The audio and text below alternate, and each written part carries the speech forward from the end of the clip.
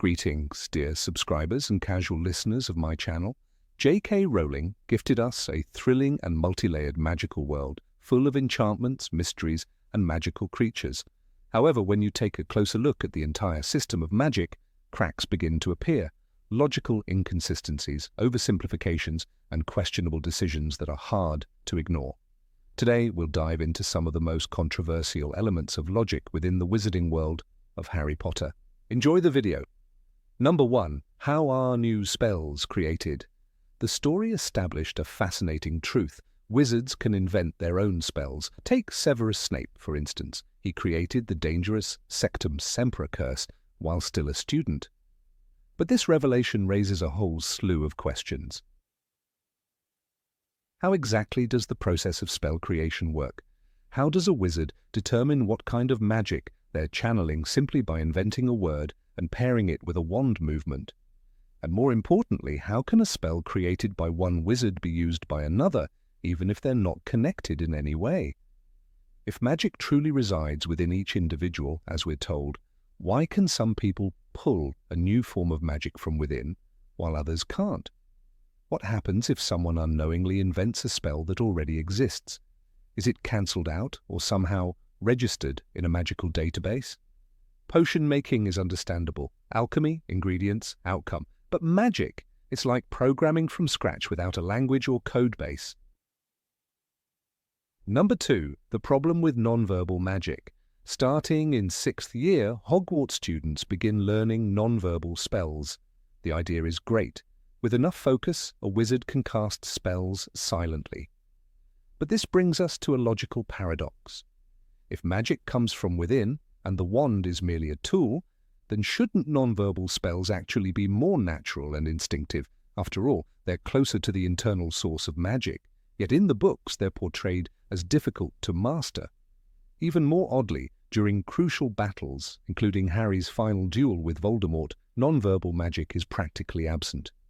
So this advanced skill, heavily emphasized in the curriculum, ends up being nearly irrelevant to the plot. Number 3. Why aren't there unforgivable potions? Everyone knows about the unforgivable curses, but why aren't there unforgivable potions in the wizarding world? Some elixirs have effects just as dangerous, if not more so, than the 3 banned spells. Polyjuice Potion allows someone to become another person, perfect for espionage, sabotage, or even crime. Verite Serum violates privacy and can be administered without consent. Love potions override free will and essentially turn the victim into a puppet. So why doesn't the Ministry of Magic classify them as equally dangerous as Imperius or Cruciatus? Maybe because they require preparation time, but that doesn't make the end result any less terrifying. Number 4.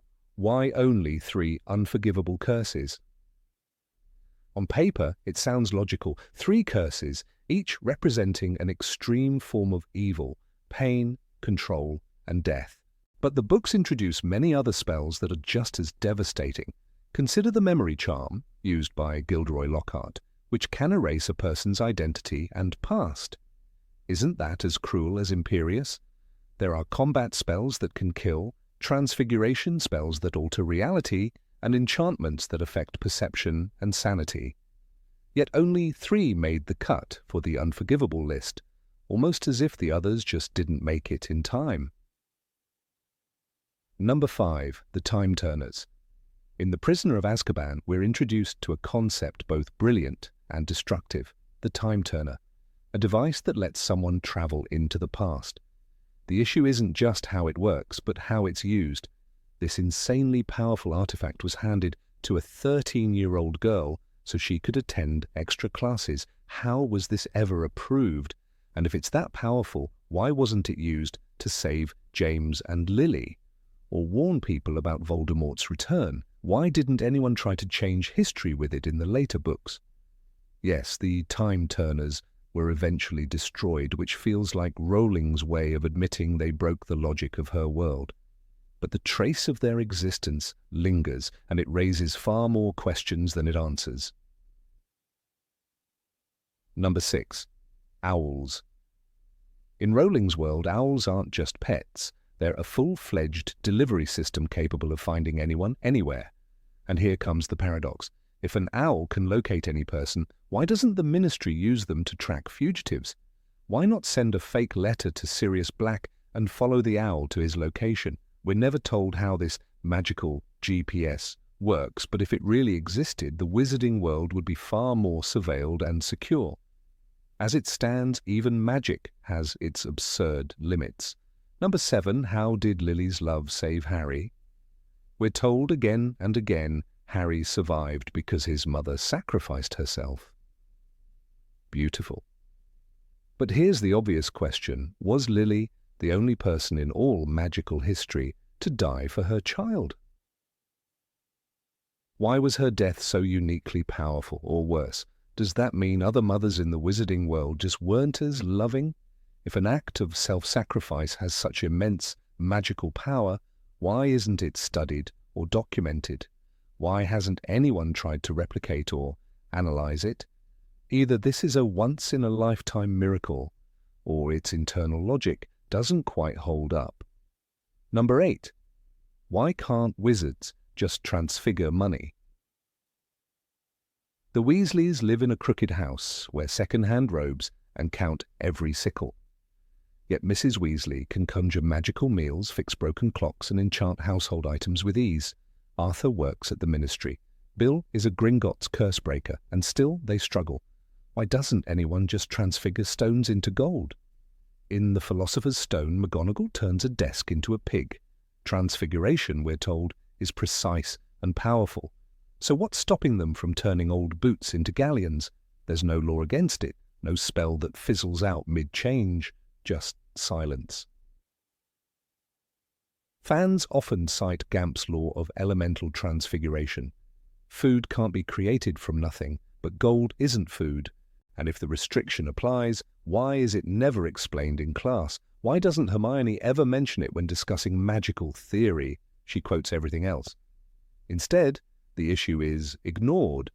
Perhaps transfigured money fades with time, or perhaps Gringotts detects counterfeits magically. But again, no one says.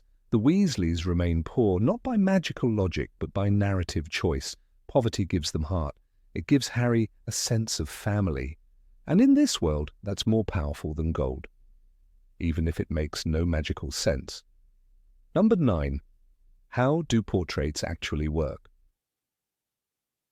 When Dumbledore dies, his portrait appears in the headmaster's office almost instantly. It hangs quietly at first, but by the Deathly Hallows it offers real advice. "That's right, Severus," it says. "You must be the one to kill me." The painting doesn't just mimic Dumbledore's voice, it seems to understand complex plans, hold opinions, even offer emotional insight. So what is it exactly? A memory? A fragment of soul? If this portrait can help shape the fate of the wizarding world, why doesn't every great witch or wizard prepare one? Imagine having a portrait of Merlin in the Department of Mysteries, or a gallery of founders in every magical institution. Yet Hogwarts relies on a handful of paintings, most of them eccentric.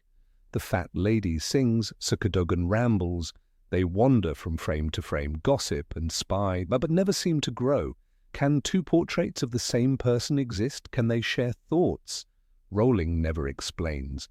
The magic behind them remains a mystery, convenient but hollow.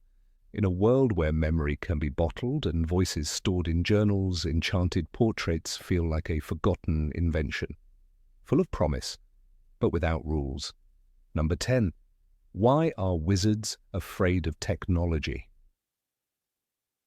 Arthur Weasley stared at a rubber duck like it held the secrets of the universe. "What exactly is the function of a rubber duck?" he asked Harry, eyes wide with wonder. This was the head of the Misuse of Muggle Artifacts office, a man obsessed with the Muggle world yet clueless about it. The magical community as a whole remained frozen in time. Wizards communicated by owl, lit fireplaces to talk across long distances, and stored records on parchment. The excuse? Magic interferes with electricity, but that only explains avoidance, not the complete lack of innovation. If electricity fails, why not enchant a magical version of a telephone? Why doesn't the ministry create a network of mirrors for instant visual communication? Instead, We get Errol crash landing into cereal bowls. Even Hermione, raised in the Muggle world, never attempts to merge the two systems. There's no wizard internet, no enchanted devices for research or connection. The result is a society that can teleport across continents, but can't send a quick message without smoke or feathers. Wizards live in magical castles, but their world is a pre-industrial relic. Not because it must be, but because no one dares imagine otherwise. Number 11. Why is magical healing so limited? Madame Pomfrey regrew Harry's arm bones overnight using Skelly Grow. He screamed in pain, but by morning the damage was undone. In the same hospital wing, she restored cursed limbs, erased hexes, and reversed transformations. "What do you expect me to do with that?" she snapped once, glaring at a regrown tentacle sprouting from a student's back. And yet, when George Weasley lost his ear to Snape's Sectum Sempra, the healers at St. Mungo's simply shrugged. "It's gone," Lupin said. "Just gone. No charm, no potion, no remedy. Not even with time. The same magic that can regrow bones can't fix an ear." Then there's Harry's glasses. He fights dragons, defeats Dementors, survives Voldemort, but never once fixes his near-sightedness. A child with a wand that can mend broken noses in seconds, Episci, is never offered a spell for his vision, not by Madame Pomfrey, not by Dumbledore, not by anyone. It's as if poor eyesight is immune to magic, but only for him. Magic heals when it's convenient. It fails when it serves the plot. In a world where death can be delayed by a bezoar and venom by a phoenix tear, it's hard to believe a scar, an ear, or a pair of eyes could be beyond repair. Unless, of course, the story needs them to be. Number 12. The strange selectiveness of protective spells. When Harry faced Voldemort in the graveyard, he shouted, "Expelliarmus!" and somehow lived. The killing curse, Avada Kedavra, shot from Voldemort's wand like green fire. Yet it didn't hit. The wands connected, and magic bent around them. But the truth was simpler. The story needed Harry alive. Shield charms like Protego can block stunners, jinxes, hexes. But they never block the unforgivable. Not even Dumbledore tries. During his duel in the Ministry, he dodges, conjures water, breaks glass, but never stops the killing curse with a shield. That alone reveals the strange rules at play. Lily Potter's love did what no spell could. Her sacrifice created a protection so strong that Voldemort couldn't touch Harry without agony. Dumbledore explains it like a sacred, ancient law, but that raises a problem. If this magic is real, if sacrificial protection works, why is no one studying it? Why don't wizards create amulets infused with love or loyalty? Why isn't there a charm of sacrifice taught to every family under threat? Because the magic that saved Harry was never meant to be repeatable. It was meant to be rare, unique, a one-time miracle crafted to serve the plot. That's where the logic breaks. Magic, in theory, should follow patterns. If love can protect against death, it should be explored, named, replicated. But in Rowling's world, some magic defies explanation. It appears when convenient and disappears when questioned. Wizards accept that some spells simply can't be blocked, and never ask why. Voldemort casts Avada Kedavra over and over, and it always hits, unless he's facing Harry. It's not magical science, it's narrative necessity, and it shows that even the strongest defenses in the wizarding world are chosen not by wand, but by pen. Number 13. Why is magical education so incomplete? During his very first year, Harry Potter faced a troll in a school bathroom, alone. He and Ron defeated it with almost no help. The professors? Late to the scene. In Philosopher's Stone, Hermione says, "You're a great wizard, Harry." But was he? Or was he a lucky 11-year-old who survived because the troll didn't hit hard enough? No first aid training, no evacuation plan, no adult supervision until it was over. That wasn't a lesson, that was negligence. The pattern continues. In Goblet of Fire, the Tri-Wizard tournament throws students into tasks that include dragons and underwater survival. Cedric Diggory dies. Dumbledore says solemnly, "Remember Cedric Diggory," but the school changes nothing. No curriculum on magical self-defense outside of defense against the dark arts, which rotates teachers so often it becomes a joke. No emergency drills, no training in handling dangerous magical creatures, even though Hagrid keeps bringing them to class. And what about the basics? Not magical ones, ordinary ones. Nobody studies math, or basic history of the world outside magic, or how to write a report without a quill and parchment. Muggle-borns enter Hogwarts and forget the skills they once had. Wizard-borns never learn them at all. Hermione is the only student who asks questions, who thinks critically. The rest follow instructions like they're memorizing potions, not understanding them. Ravenclaws are labelled smart, but smart by what standard? The result is a generation of wizards trained to wave wands, but helpless in most real-world scenarios. If a wizard loses their wand in a crisis, what then? If someone faints, no first aid spell, no Muggle CPR, no clue. The magical education system raises children to become powerful, but not wise, brave, but not prepared. It's not that Hogwarts fails to teach, it's that it teaches as if the world hasn't changed in 1,000 years. Number 14. Why are there no Mass Effect spells?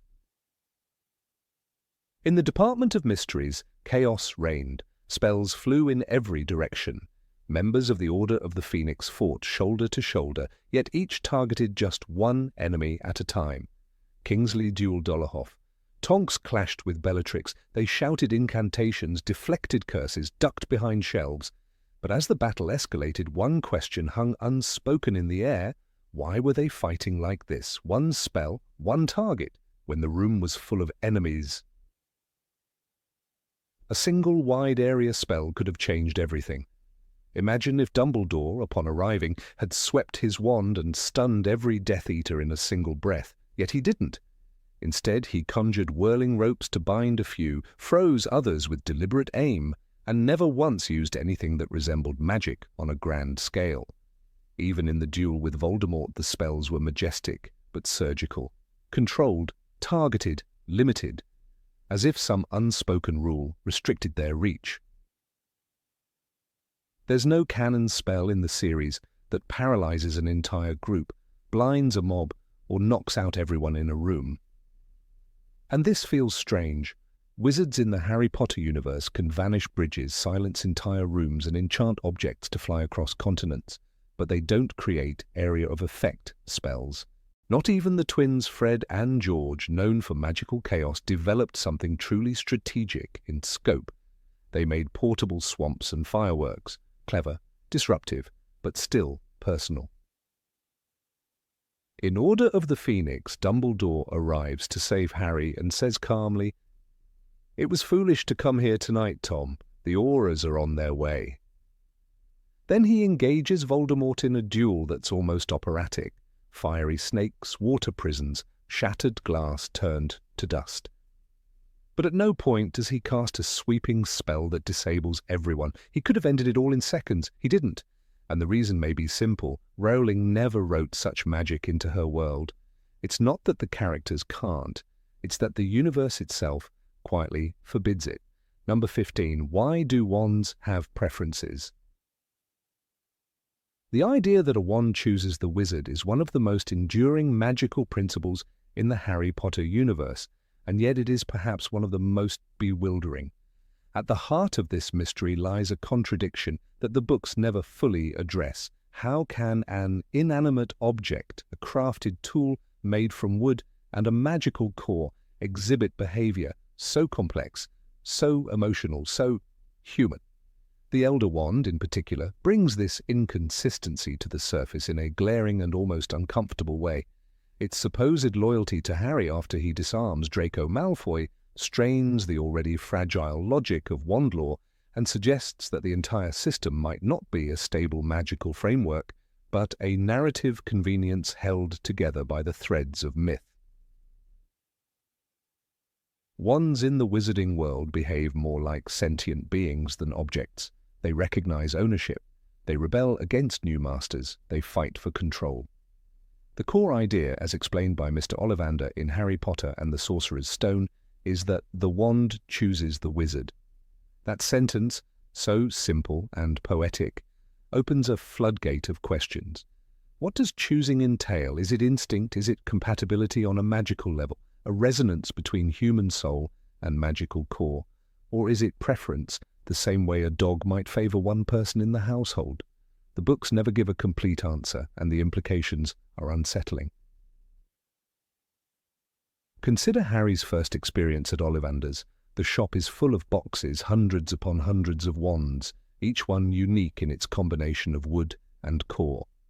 When Harry touches the wand with holly and phoenix feather, something extraordinary happens. The wand vibrated in his hand, the book tells us. A rush of warmth surges through him.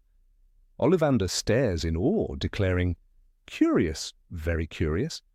The connection is instantaneous and unexplainable, but it raises an immediate question. What exactly is responding to Harry? Is it the wood, the phoenix feather, or something more abstract, the will of the wand? The concept of a will in a wand is difficult to reconcile with the fact that wands are made. They are crafted deliberately. They are not born. They are objects infused with magical cores taken from magical creatures. A unicorn tail, a dragon heartstring, a phoenix feather. These are remnants of magical life, not life itself. How can such remnants grant not just power, but opinion? The narrative suggests that the magical core retains some spiritual residue of the creature it came from, but that stretches plausibility. A phoenix feather is not a phoenix. It cannot think, cannot reason. Yet somehow the wand containing it can. This contradiction becomes especially glaring in the case of the Elder Wand.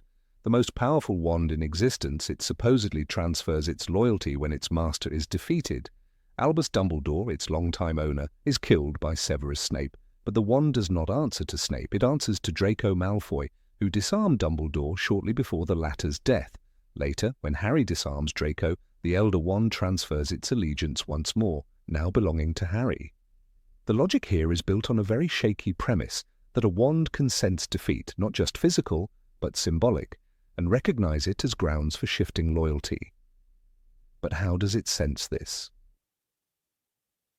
The Elder Wand's behavior assumes that it is capable of interpreting complex human events. It understands that Snape killed Dumbledore on Dumbledore's orders.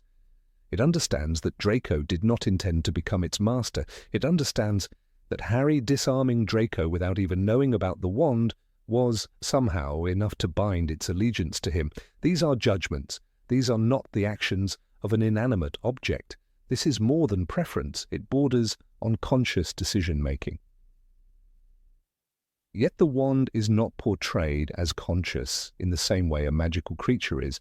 It does not speak. It does not think in words. There is no suggestion that it has a personality in the human sense. And yet wands are described as having loyalty, affection, and vengeance. When Ron attempts to use a wand that is not his, it backfires. When Harry uses Draco's wand, he notes how well it responds to him, better than his own broken wand ever did. These descriptions paint a picture of emotional engagement, but where do these emotions come from? If wands are extensions of the wizard's power, perhaps the reactions are projections.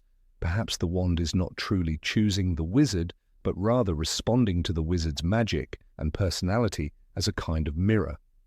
This would make more sense, magic responding to magic. But then why do wands have favorites? Why is it that a wand will work less effectively for someone it has not chosen? And more importantly, why does it resist certain users altogether? The logic of projection breaks down when one sees the wand as capable of resistance. Take, for instance, the case of Bellatrix Lestrange's wand. When Hermione tries to use it, the wand is reluctant, almost defiant. It is not broken or cursed, merely incompatible. This implies that the wand can detect something about Hermione that it rejects, but that again implies cognition, some kind of judgment made by the wand.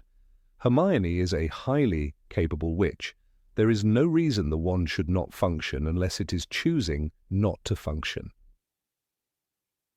The fact that wand law includes the possibility of wands switching allegiance through the act of being overpowered complicates matters further. This principle is not just used for dramatic effect, it becomes a central element in the final books. Voldemort, obsessed with the power of the Elder Wand, fails to understand its loyalty. He believes that killing Snape will grant him mastery over the wand. But this is a misunderstanding of the wand's mysterious internal logic. The wand is not loyal to the killer, but to the disarmer, to the symbolic victor. It requires a recognition of power, not necessarily bloodshed. But how does the wand understand this symbolism? Number 16. Why is there no oversight of magical artifacts? In the shadowed corners of wizarding history lie countless magical artifacts, many born not from wisdom but from obsession, violence, or ambition. Some, like the Mirror of Erised, offer silent temptation. Others, like the cursed opal necklace from Borgin and Burke's, kill on contact. And yet, despite their dangerous potential, not a single department within the Ministry of Magic appears devoted to monitoring, classifying, or restricting their creation.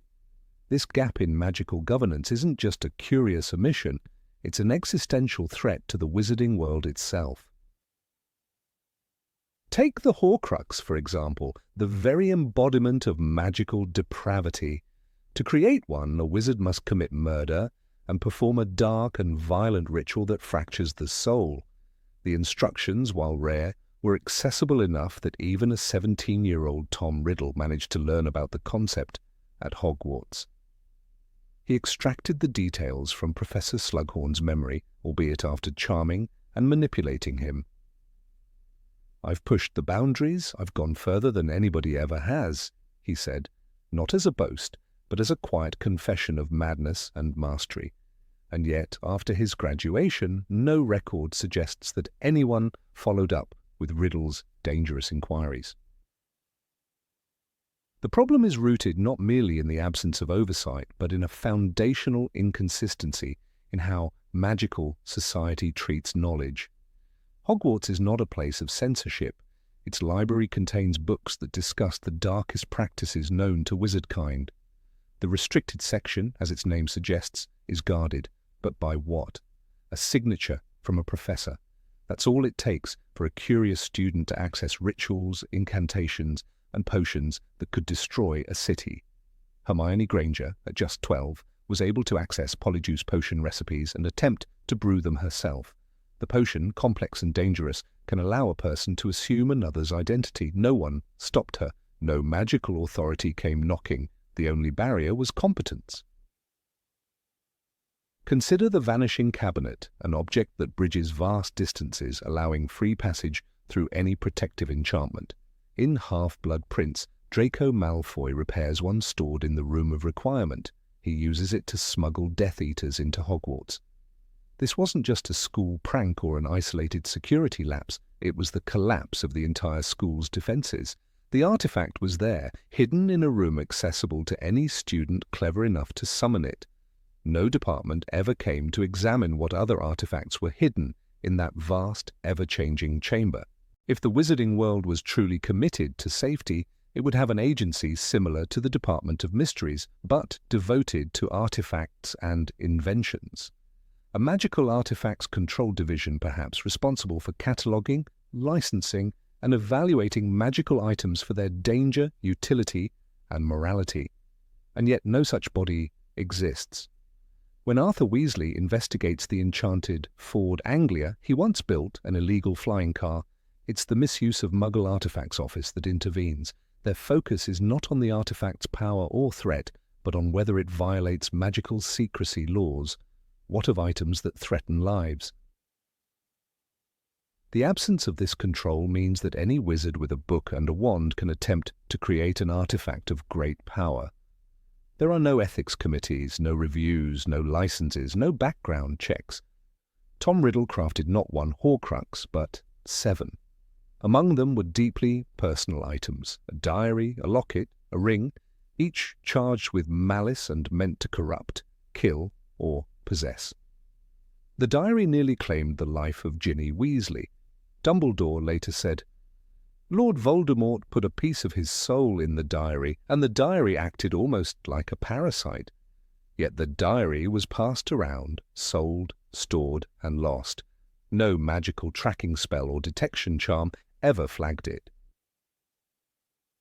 Even the Deathly Hallows themselves, legendary artifacts of immeasurable power, are treated more like myths than classified weapons.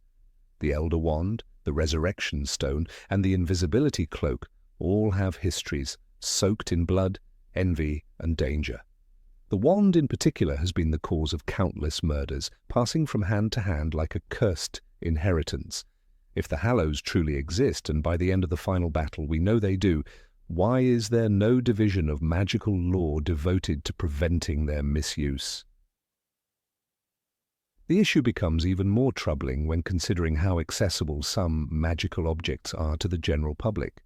Love potions are sold openly at Weasley's Wizard Wheezes despite their ethically troubling implications. These potions, when consumed, manipulate the victim's emotions and consent. Hermione herself refers to them as very dodgy, and yet they are not regulated. When Romilda Vane gives Harry a love potion, intended to manipulate him into romantic feelings, it's treated as a joke. But had Ron not accidentally drunk it, the consequences could have been darker. Potions that alter minds and emotions freely sold to teenagers. No license required.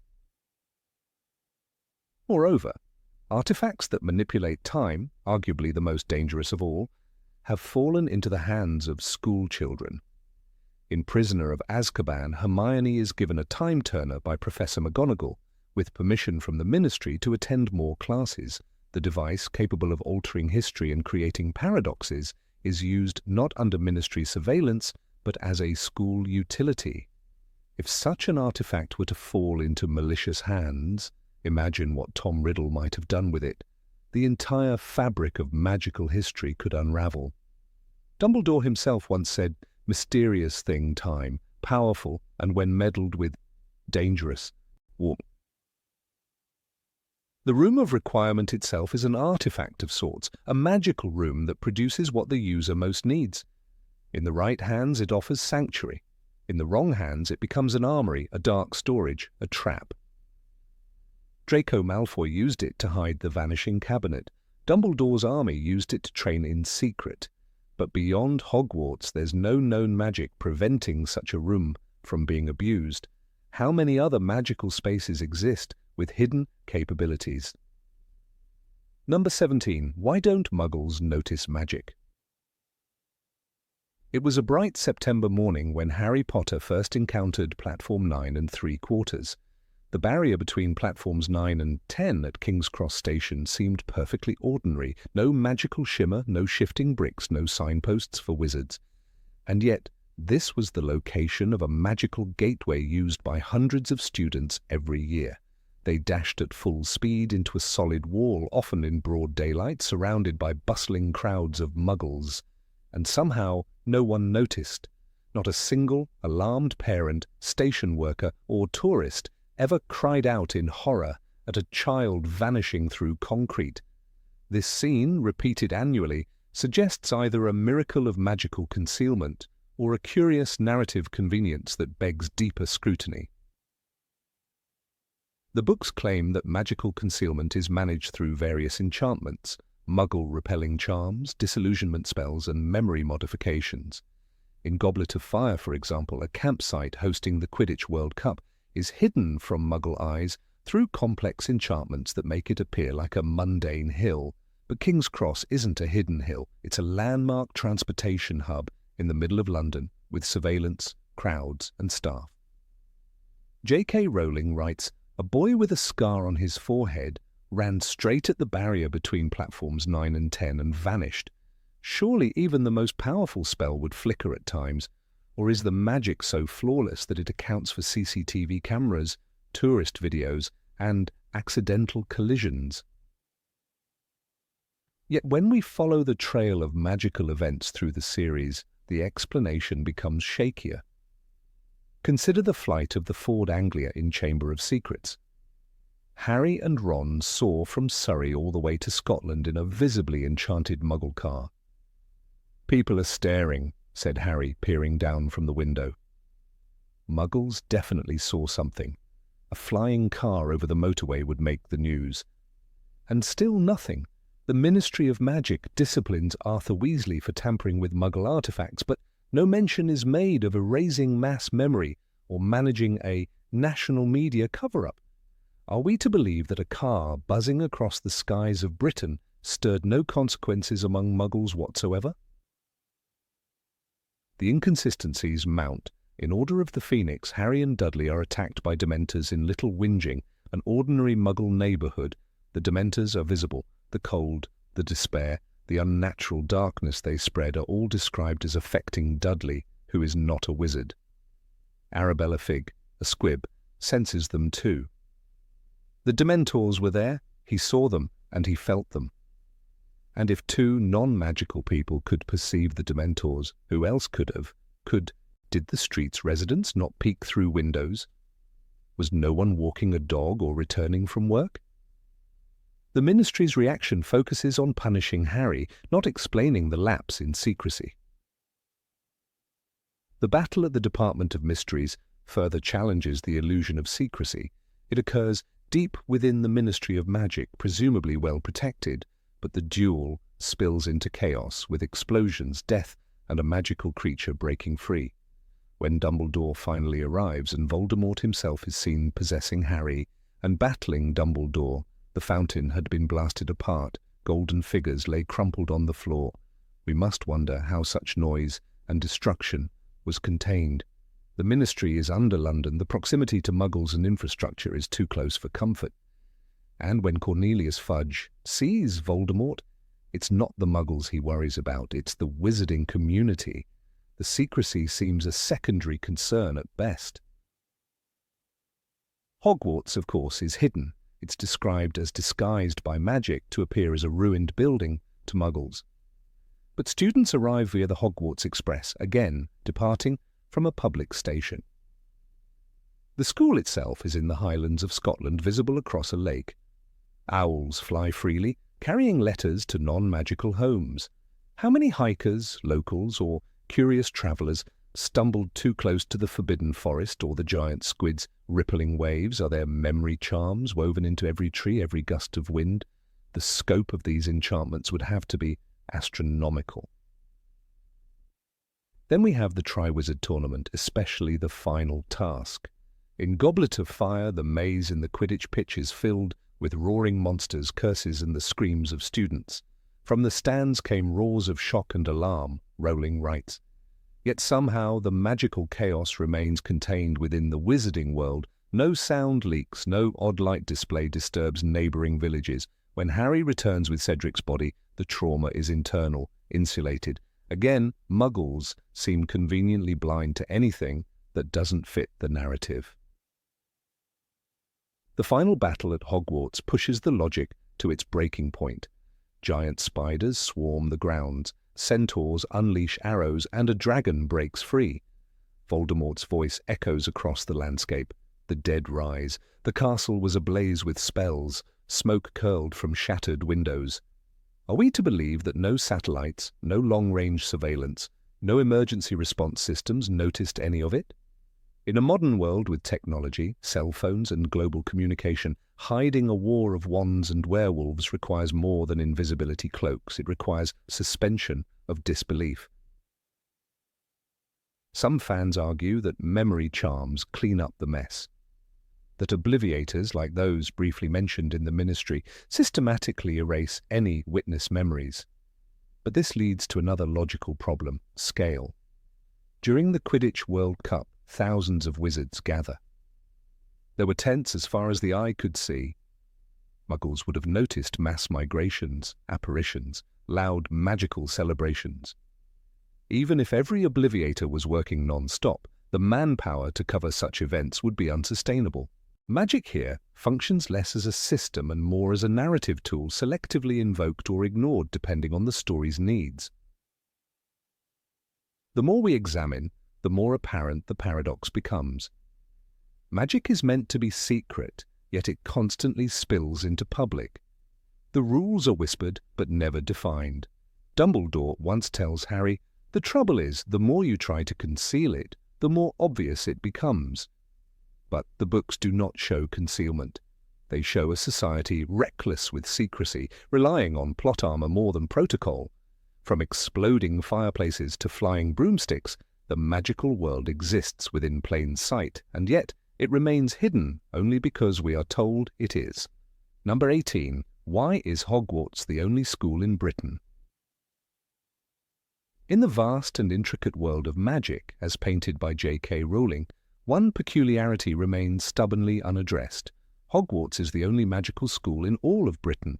For a country known for its historical layers, regional diversity, and class-based distinctions, this educational monopoly appears not only strange, but outright illogical. Wizards and witches from Land's End to John O'Groats, from the valleys of Wales to the cliffs of Northern Ireland, all funnel into one ancient castle. But why? Why has no alternative, no regional, private or specialized institution emerged in a magical society that mirrors and often mocks the complexity of the non-magical one? Imagine a child from Inverness or Belfast, just 11, receiving a letter carried by an owl informing them that their destiny lies in a towering fortress in the Scottish Highlands. There's no application process, no interview, no academic testing, no parental choice. A single school far from home is not just the default option, it is the only one.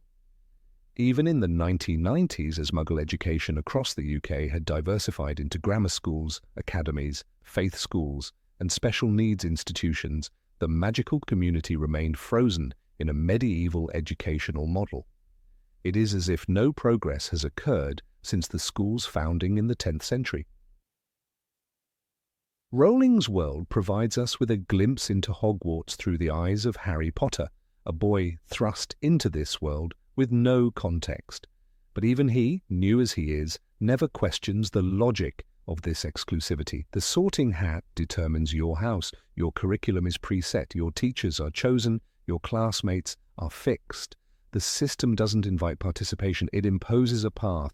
In Order of the Phoenix, when the Ministry tries to interfere by placing Dolores Umbridge at Hogwarts, Dumbledore refers to the school as an independent institution. But if it's independent, where are its counterparts? If it's public, where are the standards, inspections, and alternatives? There is no mention of schools for children with learning differences, no magical equivalent of SEND support, no schools that help children struggling with spell work or magical control. Squibs like Argus Filch, who were born into magical families but possess no magic, are simply discarded by the system. In Chamber of Secrets, Filch is humiliated when it's revealed he takes a correspondence course in magic from Quickspell, a company that sounds more like a scam than a reputable institution. Is this how the wizarding world handles those who don't fit into Hogwarts' narrow mold? On the opposite side of the spectrum, there are no schools for magical prodigies either. Tom Riddle, with all his brilliance and ambition, had to settle for the same classes and the same limitations as everyone else. Even Albus Dumbledore, one of the greatest wizards of all time, simply graduated from Hogwarts and stayed there. There is no suggestion of magical universities or research institutions, no visible infrastructure that supports advanced education. As if magical growth halts at 17. This bottleneck in magical education becomes even more puzzling when one considers Britain's class divides. In a society where some wizards, like the Malfoys, pride themselves on lineage and wealth, and others like the Weasleys scrape by, why does no one open a fee-paying elite magical institution to rival Hogwarts? Lucius Malfoy, who complains frequently about the school's administration and its staff, never considers pulling Draco out and enrolling him somewhere else, because there is nowhere else to go. My son and I will be delighted to see the back of Hagrid, Lucius sneers in Chamber of Secrets, but he cannot do anything about it. The monopoly is unshakable. The situation is even more absurd when considering geography. Students from Cornwall or Kent must take the Hogwarts Express all the way to northern Scotland. There is no magical primary school, no local alternative. Children like Neville Longbottom, who struggled for years with basic spellwork, were given no preparatory support. Hogwarts is built on the assumption that all magical children are equally ready for formal magical education at the age of 11. This assumption is not only false, it's dangerous. In Philosopher's Stone, Seamus Finnegan accidentally sets fire to something nearly every class. The teachers tolerate it as a quirk, but what if it had been more serious? We see examples of this rigidity throughout the series. Remus Lupin, a werewolf, was only able to attend Hogwarts because Dumbledore personally overrode objections and had the Shrieking Shack built to isolate him during his transformations. This wasn't a systemic solution, it was a personal favor.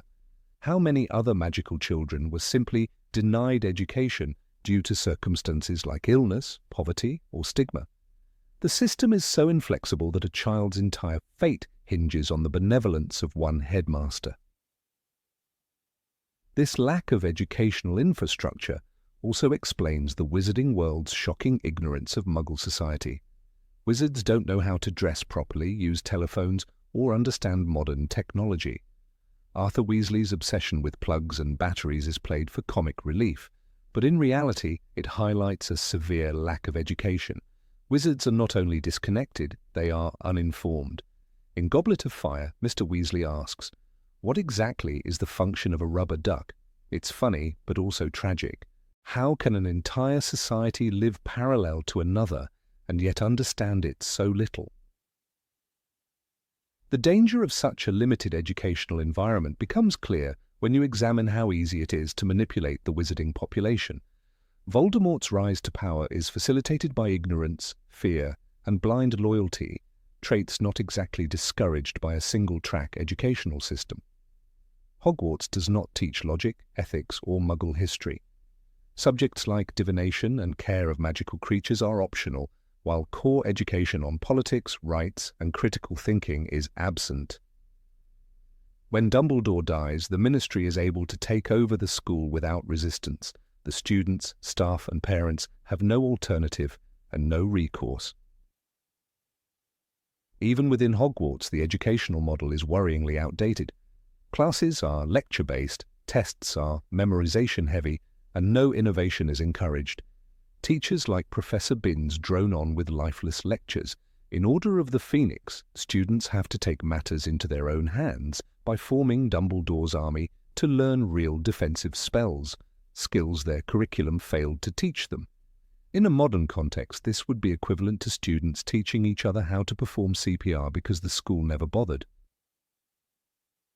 The situation becomes even more incomprehensible when you remember that magic is not bound by space or resource constraints. In a world where tents can contain libraries and time can be reversed with a simple device, why hasn't a single wizard opened an online or portable school?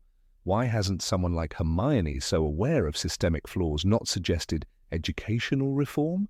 After all, she campaigns for house elf rights and liberates oppressed beings.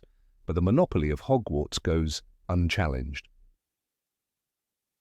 The rigid structure of magical schooling also crushes individuality. Students are defined by their houses, their academic standing, and their ability to conform. Luna Lovegood, brilliant and eccentric, is ridiculed. Sybil Trelawney, a seer, is nearly dismissed for failing to meet a single headmaster's expectations. Hogwarts does not nurture difference, it tolerates it at best. The absence of competition allows mediocrity to thrive. No one challenges Snape's teaching style or questions how a teacher can publicly bully a student for years. Perhaps the greatest proof of this flawed system lies in the rise of dark wizards. Grindelwald, Voldemort, Bellatrix Lestrange all were educated at Hogwarts. The school did not prevent their radicalization, nor did it offer a framework for reformation or dissent. When Sirius Black escapes Azkaban, everyone assumes he's dangerous. But why is there no rehabilitation program, no second-chance magical institution? Azkaban and Hogwarts seem to be the only two destinations in the British wizarding world. The lack of diversity in educational philosophy leads to a homogeneous society. The same values taught by the same people in the same way to every child for centuries. Magical Britain appears as a static society, resistant to change, suspicious of innovation, and dependent on tradition. Hogwarts may be majestic and full of wonder, but it is also a bottleneck, a place where potential is either shaped into conformity or allowed to fall through the cracks. This educational monopoly doesn't just stifle academic growth, it shapes the moral framework of an entire civilization. Students learn from watching authority figures like Snape belittle students or Umbridge torture them without consequence. Discipline is arbitrary, ethics are implied rather than taught, and the separation between magical and non-magical people is reinforced, not questioned. In a world where portraits can talk and books can scream, surely there is room for educational reform. There should be schools in Cardiff, in Manchester, in Belfast. There should be an academy for gifted students, a sanctuary for magical children with disabilities, a network of local schools to prepare children before they reach 11. And yes, there should be choice, a right to decline. Hogwarts, to shape one's own magical journey. The fact that even the Malfoys cannot send their child anywhere else should alarm us. The fact that the Ministry has never invested in more schools should terrify us. In the end, the wonder of Hogwarts blinds the reader to the quiet horror of its exclusivity. The spells and ghosts, the enchanted staircases and talking hats, they distract from the fact that an entire magical society is forced through a single funnel. And that funnel does not adapt. It selects, it assigns, it discards, it controls. Magic, in its purest form, is about freedom. But the way it is taught in Britain feels anything but free. Number 19. Why can't wizards cast spells without wands? Of all the peculiarities in the magical world of Harry Potter, one stands out with stubborn defiance against logic, the omnipresent reliance on wands. This narrow dependency echoes through every corridor of Hogwarts enforced in the Ministry of Magic and baked into wizarding culture. Yet this cultural crutch sits uneasily with the reality we've witnessed across the saga. Magic is not in the wand, it's within the witch or wizard. The wand merely channels it. J.K. Rowling herself writes in Deathly Hallows, albeit the wand chooses the wizard. But what if the wizard never needed a wand to begin with? Magic without wands is not speculative, it is canon. The books show us moments where wandless magic occurs, sometimes explosively. Harry, as a mere baby, repelled Voldemort, disintegrating the Dark Lord's body into vapor and ash. No wand in sight. That event alone should have sent shockwaves through the Department of Mysteries. Instead, it's brushed off as ancient magic linked to Lily's sacrifice, as if the mechanism doesn't matter. But the event proves that raw, instinctive magic, powerful enough to destroy a piece of a soul, can exist independently of a wand. Then there are the house elves, undeniably magical, astonishingly powerful, and utterly wandless. Dobby disapparates inside Hogwarts. He flings Lucius Malfoy across the hall of the castle with a snap of his fingers. Creature evades surveillance and bounds between locations with magic no less sophisticated than that of a skilled aura. No wand, no incantations, no problem. And yet their magic is dismissed as different. But why is it different? If a being can produce magic naturally, why are humans shackled to carved sticks? The system feels less like a biological necessity and more like institutional indoctrination. Wizards are taught to need wands. From the age of 11, children are sorted into a curriculum that assumes wand dependence. They are not educated in wandless magic, not even as a theoretical concept. It isn't in the textbooks, it isn't discussed in class. No one, not even Dumbledore, suggests it as a worthwhile discipline. Hermione Granger, who devours books like sweets, never once mentions discovering a treatise on wandless control. That omission feels less like an oversight and more like deliberate suppression. This suppression is most dangerous during combat. Wands can be disarmed, snapped, stolen. And yet wizards rarely exhibit backup strategies. During the Battle of the Department of Mysteries, when Hermione is cursed and Ron is incapacitated, no one thinks to retaliate with wandless blasts or shields. When Harry is caught by snatchers in Deathly Hallows, he has no tool other than his wand, and when that's taken, he's helpless. But why? By that point, he's survived Voldemort multiple times. Shouldn't instinctive magic surface under duress? It does, just not often enough. In Order of the Phoenix, Aunt Marge's wine glass explodes mid-air, Harry swells her like a balloon, and the Dursley fireplace spits letters like a possessed geyser. All this happens when Harry is under emotional pressure, and none of it involves a wand. The Ministry punishes Harry for accidental magic in Chamber of Secrets, again confirming that such magic is real and potent. Why then isn't it cultivated? Fear may play a role. Wandless magic is chaotic. It lacks form, control, and predictability. At least that's what Hogwarts would have young witches and wizards believe. But is it really so wild? The elves demonstrate precision. The goblins, though not shown casting spells, control magical artifacts with ease. Even Muggle-borns, before receiving any magical training, perform acts of self-defense and teleportation without knowing how.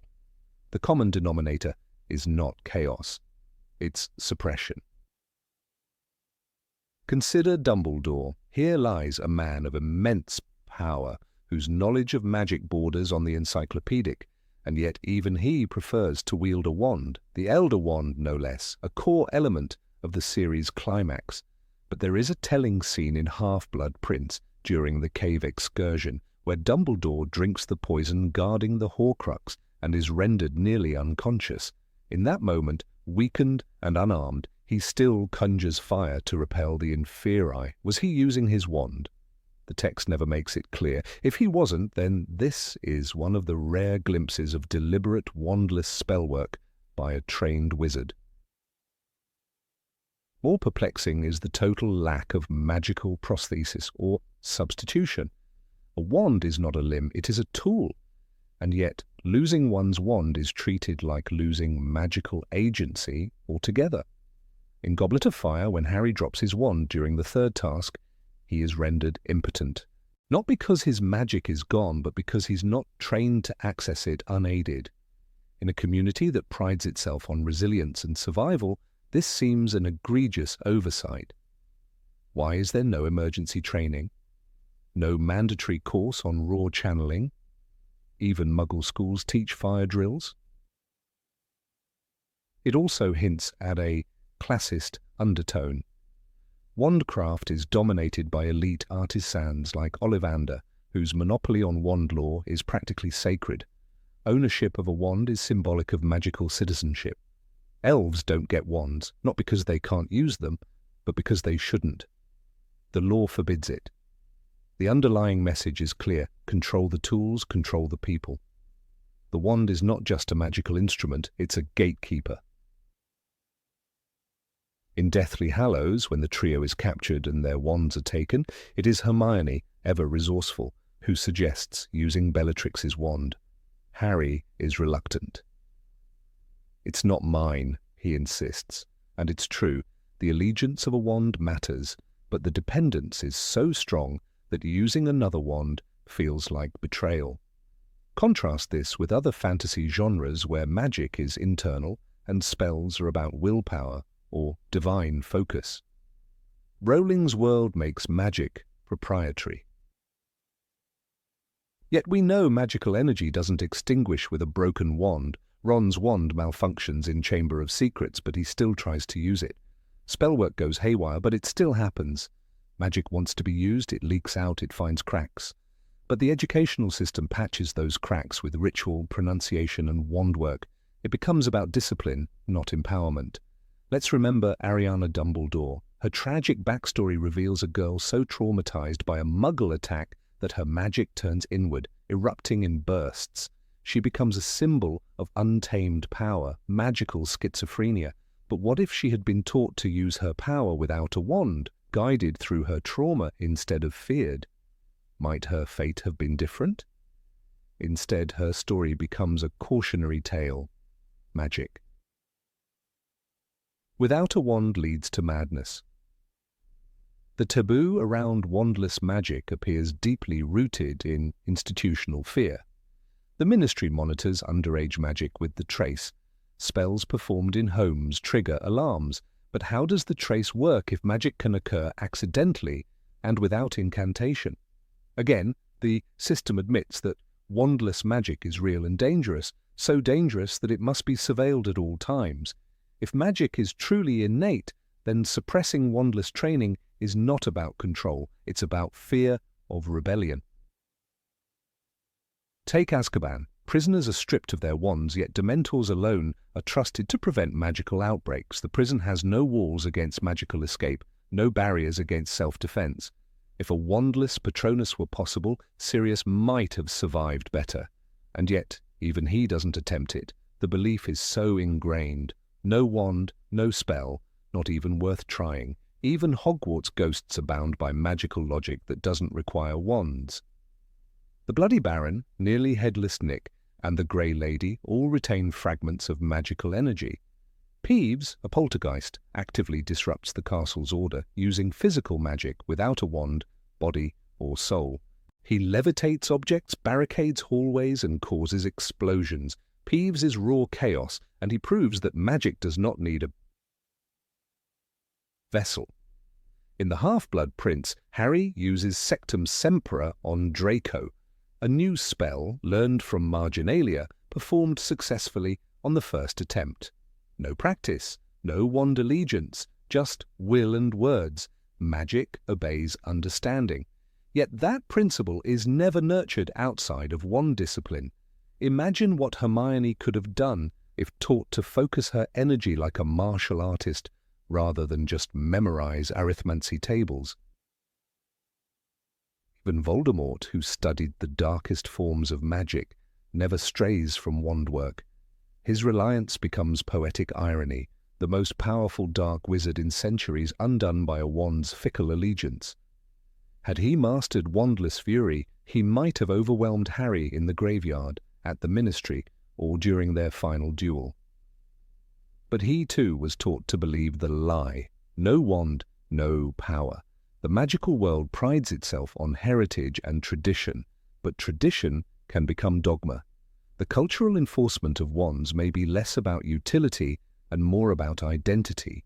A wizard without a wand is not just underprepared, they are considered unnatural. It is identity erasure, it is stigma, and like all stigmas it's built on fear. Fear of the unpredictable, fear of power outside rules.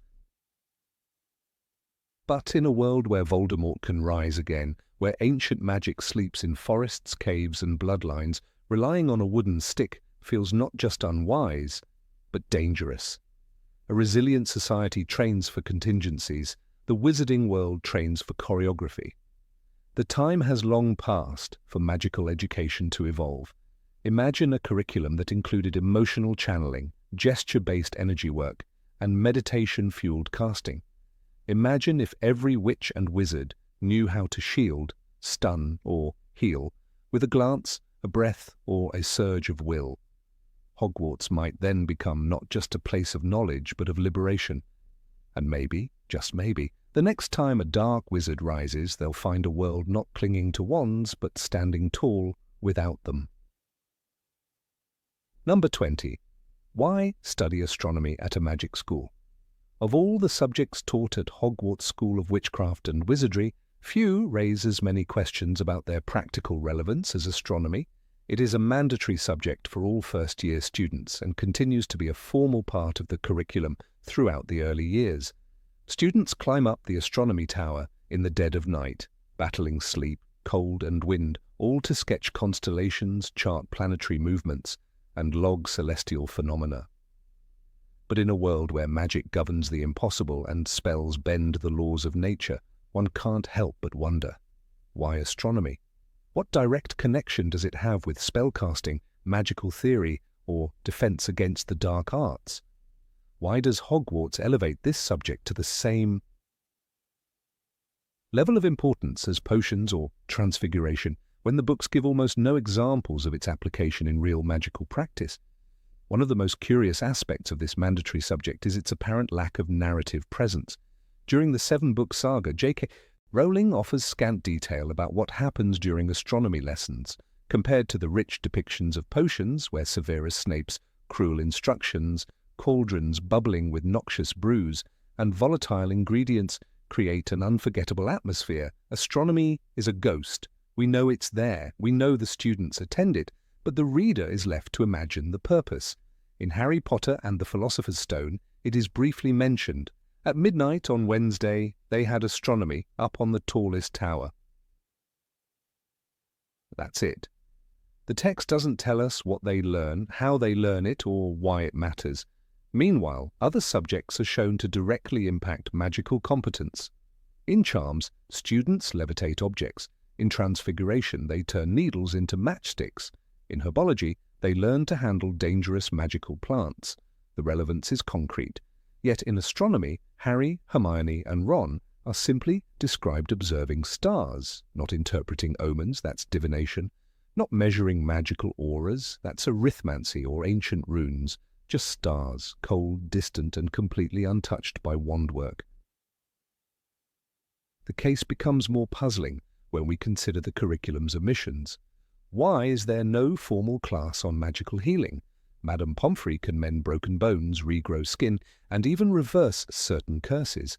Surely this field, complex, life-saving, and profoundly magical, deserves more educational investment than the position of Saturn in the sky. Why no subject on magical ethics, especially considering the misuse of spells like the Imperious Curse or even memory charms? Why is astronomy prioritized over a thorough understanding of magical history's darkest chapters? Some fans have speculated that astronomy is essential for certain magical calculations. There is precedent for this, especially in divination, where celestial events align with prophetic meaning, but this connection is indirect. In Harry Potter and the Order of the Phoenix, Firenze, the centaur, explains that the stars have not been kind to you, but even then his teaching is under the subject of divination, not astronomy. The centaurs certainly revere the stars, but their method is mystical and symbolic, not academic. It's difficult to see how charting the moon's location at 3:17 a.m. helps a student cast a shield charm. One might argue that astronomy influences potion brewing, particularly in timing the collection of ingredients or brewing under specific moon phases. However, this connection is never explicitly described in the text. When students prepare the polyjuice potion, they follow precise steps and timelines, but not once is a constellation or planetary alignment mentioned. Severus Snape, the most meticulous of potion masters, never instructs students to consult the stars. If magical timing were so heavily reliant on celestial conditions, this omission would be glaring. Even magical navigation doesn't seem to rely on astronomy. When witches and wizards travel, they apparate. When they fly, they use broomsticks guided by visual landmarks, not the North Star. The Marauder's map shows footprints indoors, not constellations above. Even portkeys and the Flu network operate independently of any cosmic alignment. So if transportation doesn't require star mapping, nor potion brewing, spellwork, or defense, what precisely does? There's also no indication that astronomy is essential for any of the magical professions students might pursue. Auras, healers, curse breakers, even magical zoologists, none seem to rely on star charts. In Harry Potter and the Half-Blood Prince, when career consultations are mentioned, Professor McGonagall advises students on subjects they need to pursue their chosen path. She highlights potions for those aiming to become auras and arithmancy for those interested in spellcrafting. Not once is astronomy raised as a make-or-break subject. The only exam-related moment of astronomy we see is in Order of the Phoenix, when the students take their OWL under the open night sky.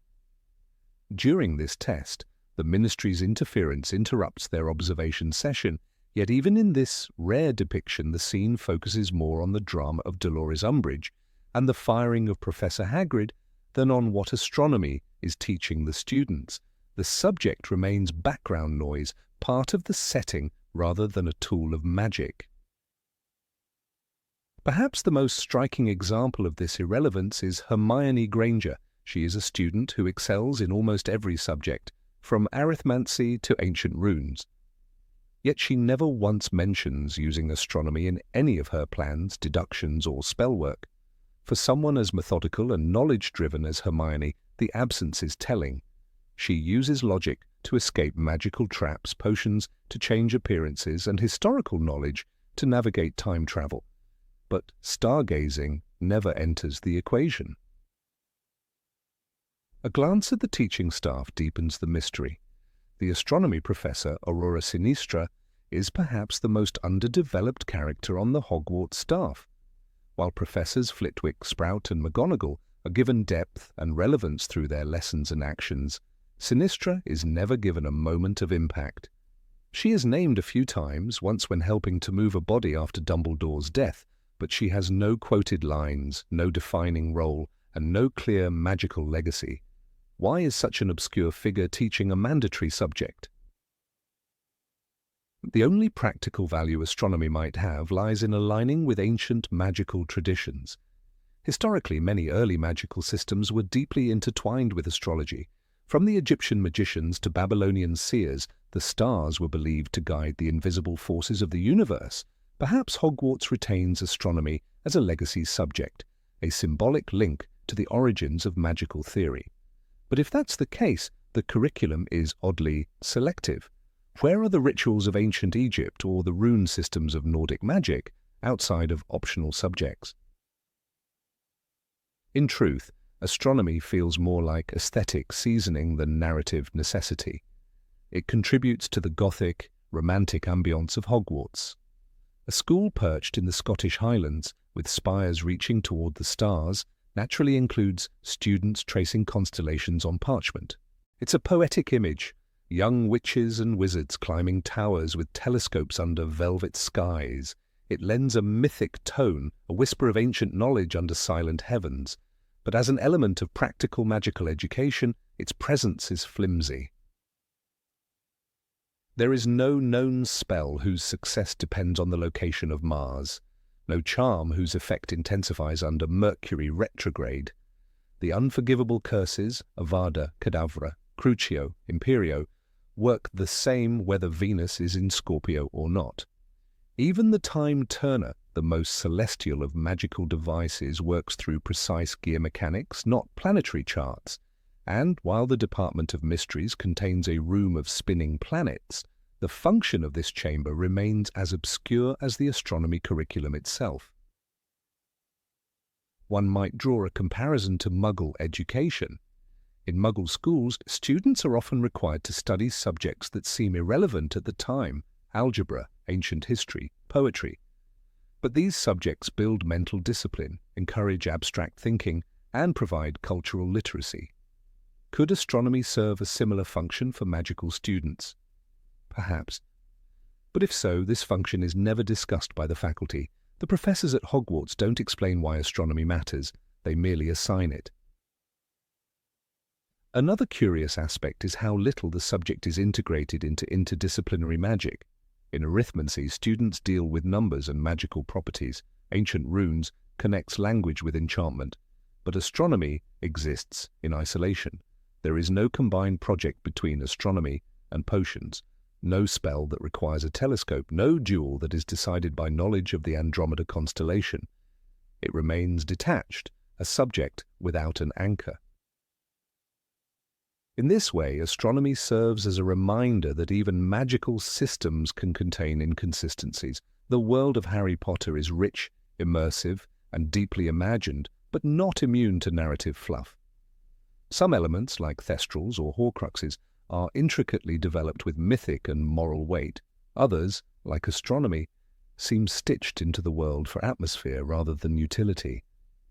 It is as if Rowling wanted Hogwarts to feel ancient and wise, and what better way than by gazing at the stars? And yet there's something quietly beautiful about that. Maybe Hogwarts keeps astronomy not because it is practical, but because it is timeless. In a world where magic can do anything, conjure fire, erase memories, transport bodies, perhaps looking at the stars reminds young witches and wizards that some mysteries remain unsolved. Not every force can be controlled with a wand. Not every answer lies in a spellbook.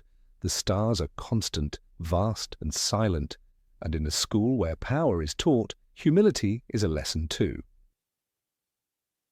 But from a structural standpoint, if the question is why is astronomy a core subject when its use in magic is never shown, the answer is simple. It makes little sense.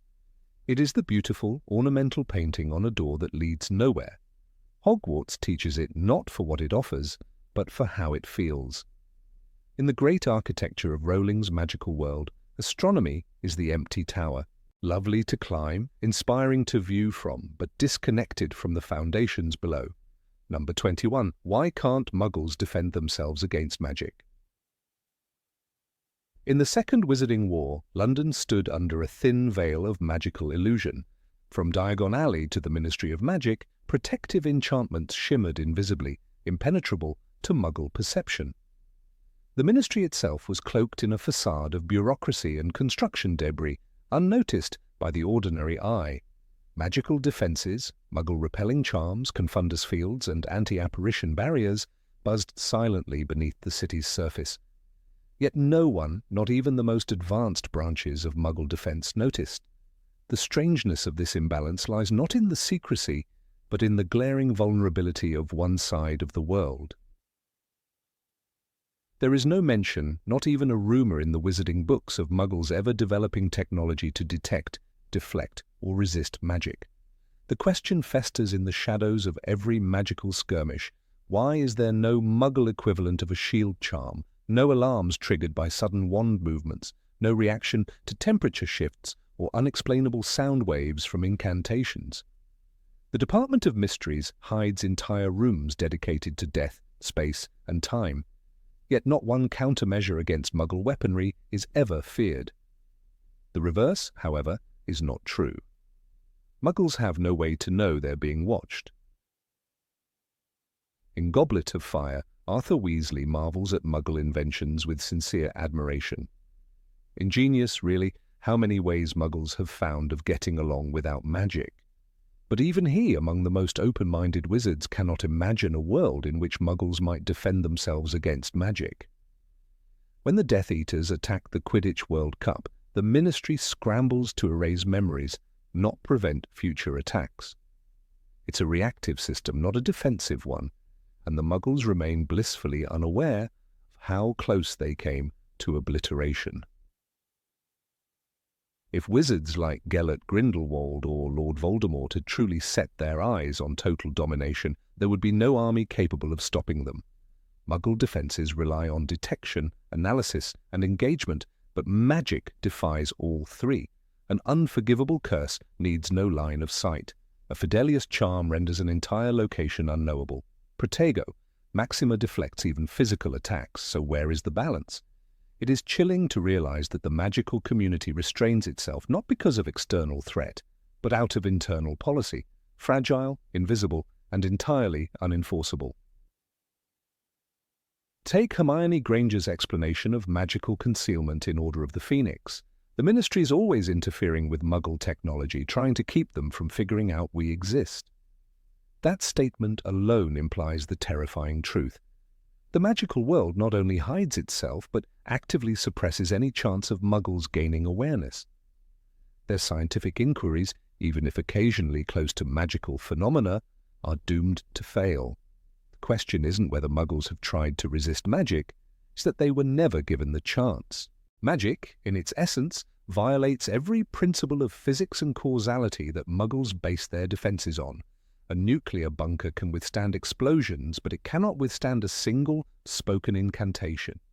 If a Death Eater casts fiend fire into a skyscraper, no fire brigade on Earth can stop it. If someone apparates into a high-security government lab, not even the most sophisticated security cameras will record it. They cannot see through disillusionment charms, and yet this absurd asymmetry is never questioned in canon. The Muggle world is portrayed not only as oblivious, but as helpless. The lack of a magical arms race is one of the most illogical oversights in the Potterverse. If even one world leader had discovered the existence of magical warfare, modern governments would have invested billions into magical countermeasures. It is inconceivable that organizations like the CIA, MI6, or Mossad would sit idle in a world where a single wand can obliterate a building. Where are the sensors attuned to anomalous energy spikes? Why hasn't DARPA created a department for magical threat assessment? Is it truly believable that all these agencies have been indefinitely and successfully confunded? During the Battle of the Department of Mysteries, 6 teenagers broke into the most secure wing of the Ministry. They dueled Death Eaters, shattered prophecies, and escaped with their lives. Yet no alarm was raised outside the magical world. No Muggle emergency service was triggered. Even in the aftermath of Dumbledore's escape from the Ministry, where fire and glass erupted into chaos, Muggles simply walked past the building, not because they were indifferent, but because they never saw anything at all. Consider the case of the Prime Minister who appears briefly in Half-Blood Prince. He is terrified, utterly paralyzed when Cornelius Fudge reveals the reality of magic and the dangers it poses. But for heaven's sake, you're wizards. You can do magic. Surely you can sort out, well, anything. His desperation is palpable, his power meaningless. He has no tools, no knowledge, no authority. He cannot even speak about what he's learned. It's not just that Muggles can't defend themselves, it's that they're legally forbidden to try. If a group of Muggles invented a machine that accidentally detected magical energy, what would happen? According to the Statute of Secrecy, the Ministry would confiscate it, modify the memories of everyone involved, and bury the technology. This is not a world of mutual understanding. It's a world where one side monopolizes power and the other is kept in eternal ignorance. Even well-meaning Muggles are subject to erasure. This raises serious ethical questions. At what point does secrecy become oppression? Imagine if the magical community was ever infiltrated by a being with a vendetta against non-magical people, not just Voldemort, but someone even more methodical. Without resistance, without defense, without awareness, the Muggle world would fall in days. The idea that wizards haven't wiped them out is not comforting. It is only proof that the world remains balanced on the honor system. And history has proven again and again how fragile honor truly is. When Dumbledore speaks to Harry about the prophecy, he says, "It is our choices, Harry, that show what we truly are, far more than our abilities." That same idealism governs the magical community's restraint toward Muggles. But what if a different choice was made? What if the next generation of dark wizards didn't just target the magical world? What if they turned outward, toward the undefended cities, the helpless families, the clueless governments? Magic isn't invulnerable, but it is unchecked, and that's the flaw. A single time-turner could alter political history. A single polyjuice infiltration could collapse a government. A well-placed imperious curse could change the fate of an entire continent. These possibilities are not theoretical. They are demonstrated in the books. Barty Crouch Jr. impersonated an aura for months without detection. The Department of Magical Law Enforcement is hopelessly under-equipped to prevent such actions if directed outside their community. If just one wizard chose to target the non-magical world systematically, no one could stop them. And yet Muggles have evolved remarkable systems of defense. Early warning radar, biometric scans, AI-based surveillance, pattern detection. These systems can detect abnormalities even if not designed for magic. The magical world underestimates the Muggle world's ability to adapt. It is not unthinkable that with enough information, Muggles could develop a technology that reacts to sudden temperature spikes from spells or to unusual acoustic patterns. And yet every opportunity for this development is destroyed before it begins. When Arthur Weasley confiscates a bewitched Muggle artifact, his job is not just administrative, it's preemptive. The Ministry fears any crossover, but isn't that exactly where progress could lie?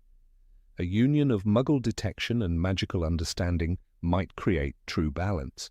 Imagine a Muggle safe zone reinforced not by spells, but by algorithmic analysis of magical presence. Imagine soldiers trained not to cast, but to resist. And imagine what fear such an idea would bring to the wizarding elite. During the attack on Hogwarts in Deathly Hallows, magical defenses fail. Protective charms crack under the force of Voldemort's siege. The Carrows disable students with a flick of a wand, and yet there is no backup, no secondary force, no last resort from the world beyond the gates. The idea that Hogwarts is the final line of defense, even against itself, reveals how isolated the magical world has become. There are no allies, no emergency protocols, no external saviors, only silence. In all of magical history, there is not a single recorded instance of Muggles successfully resisting magic, not because they are weak, but because they were never allowed to try. The Statute of Secrecy, noble in origin, has become a cage. It ensures magical protection, but also magical dominance, and when imbalance is hidden long enough, it becomes invisible. But that does not mean it is just. The moment the magical world believes it has nothing to fear from the non-magical, that is the moment it becomes most vulnerable. Perhaps the greatest irony of all is that wizards fear exposure more than retaliation.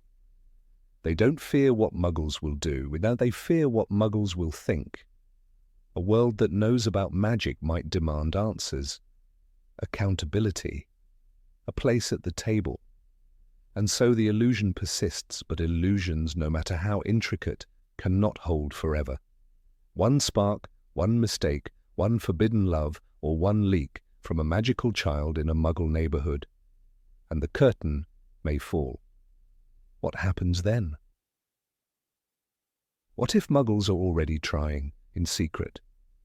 What if there's a laboratory hidden deep within a mountain where every unexplained phenomenon is catalogued, every energy anomaly examined, every ghost story dissected? What if the silence of the Muggle world isn't ignorance, but observation? Wizards have been watching Muggles for centuries. Maybe it's time to wonder if the reverse has quietly begun. And if that day comes, when the first Muggle countercharm is deployed, when the first magical shield is pierced by a pulse of pure technology, it won't just change warfare, it will change history. The age of wizards ruling in the shadows may end, not with violence, but with understanding, with balance. And perhaps that's what the magical world fears most. Not destruction, but equality. Number 22, how does magical energy work? In the heart of the Department of Mysteries, Harry Potter stands shoulder to shoulder with his friends, each of them launching spell after spell into the chaos of the battle. Stunning spells, shields, jinxes, magic pulses like thunder in the darkness. Harry doesn't stop. None of them do. They duel Death Eaters with a frequency and stamina that would exhaust any soldier. But there is no mention of weariness, no mention of magical fatigue. Harry casts and casts as though magic is nothing more than breath, endless, involuntary, and inexhaustible. This is not an isolated case. In Harry Potter and the Half-Blood Prince, when Dumbledore faces off against the Inferi in the cave, he performs a breathtaking display of magic, rings of fire, shields of protection, summoning spells, all while poisoned and gravely weakened. Yet the magic flows from him like water. The scene is unforgettable, but it leaves an odd silence in its wake. If magic requires energy, from where does it come, and why is it never depleted? Take, for instance, the endless classroom duels and training sessions. In Order of the Phoenix, Harry trains Dumbledore's army week after week in the Room of Requirement. He teaches stunning spells, disarming charms, shields, and counter curses. The students practice, fail, try again, succeed. Spells erupt in a continuous loop. No one staggers, no one collapses from overuse. Not once is magical exhaustion addressed, despite hours of repeated effort. Physical fatigue may get a passing mention. Hermione's hair was tied back tightly because she kept sweating. But magical drain is a concept that seems entirely foreign. And yet, the very idea of casting spells should logically imply some cost, a price for rearranging the laws of nature. Magic mends bones, levitates objects, sets people on fire, and teleports bodies through space. In our world, such feats would demand enormous energy, so why are magical characters exempt from this rule? The inconsistency deepens when we observe characters who perform magic while injured or sleep-deprived. Hermione Granger, for example, brews Polyjuice Potion under extraordinary stress in her second year, and later, during their hunt for Horcruxes, she disillusions, wards, and hides their camp daily. She is often tired, frightened, or recovering from an argument or injury. Yet magic never seems harder for her. Spells never sputter or fizzle due to lack of energy. The emotional strain is emphasized, but magical output is unaffected. Similarly, consider Bellatrix Lestrange in the battle inside the Ministry of Magic. She duels Sirius Black, then faces off against Harry, then escapes. Later, she fights Molly Weasley in Deathly Hallows after an entire battle. Molly, a mother and housewife, somehow conjures enough power to defeat one of Voldemort's most dangerous followers in a fair, magical fight. It's a triumphant moment, not my daughter, you bitch, but it raises questions. If magic were fueled by internal reserves, wouldn't Molly have long since dried up? Wouldn't Bellatrix? The problem is not merely literary, it's structural. Magic, as depicted, has no clear fuel source. Wizards wave their wands and speak Latin-inspired words, but what do they burn in the process? The books are largely silent on this. In the absence of explanation, the reader is left to imagine that magic flows freely and endlessly from within each witch and wizard, and yet this theory conflicts with other moments in the series. For example, Ollivander makes a point to explain how wands are sensitive to their user's magic. The wand chooses the wizard, he says. Wands then must draw from some internal magical essence, something that presumably has limits. If not, why would a wand even need to channel anything? Why not just function like a machine, casting spells as commanded? Moreover, Horace Slughorn makes potions with meticulous attention to magical ingredients, implying that potions require external energy and precision. Why should spells be any different? If the magical act of brewing needs careful timing and preparation, how can a duel, a fast-paced, high-pressure exchange of raw magic, require so little effort from the caster? Even more puzzling is apparition. We're told that apparition is dangerous, that it requires a clear destination, a determined mind, and a deliberate wand movement. Splinching is the punishment for failure, but there's no indication that a particularly long apparition or repeated apparition would exhaust someone. Apparition is literally the disassembly and reassembly of the human body. It should be immensely taxing, but it isn't. In contrast, when Dumbledore uses the pensieve, he takes memories and stores them as if to lighten a burden. He describes it as a way to extract thoughts and examine them. This moment hints at the idea that magic might have mental limits, that too much information, too much strain, could overwhelm the wizard's mind. But even this idea is never extended to magic itself. Thoughts can clutter, spells cannot. Perhaps the closest the series comes to admitting a magical limit is during the Triwizard Tournament. In Goblet of Fire, Harry must complete 3 magically intense tasks. He is shown to be nervous, stressed, and occasionally weak. But again, his magical ability is never the issue. When he faces the Hungarian Horntail, his problem is not lack of magical strength, it's strategy. When he enters the maze, he is confused, not magically drained.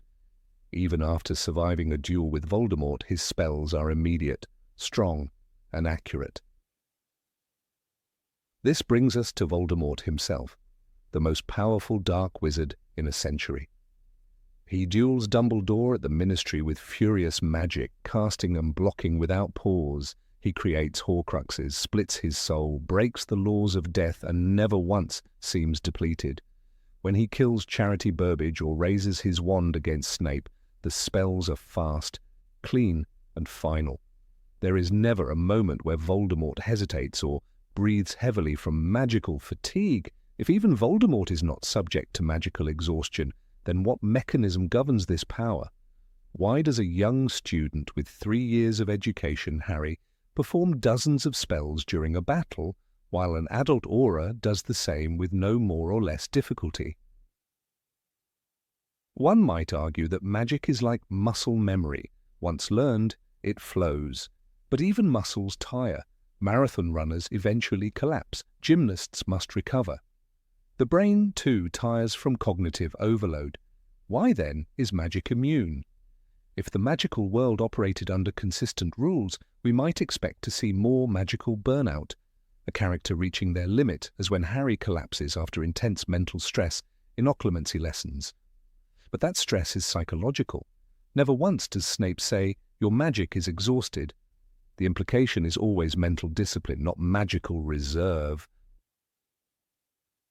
And yet we know that emotion affects magic. Harry's Patronus, expecto patronum, works best when he remembers a strong, happy memory. When he is afraid or uncertain, the spell falters.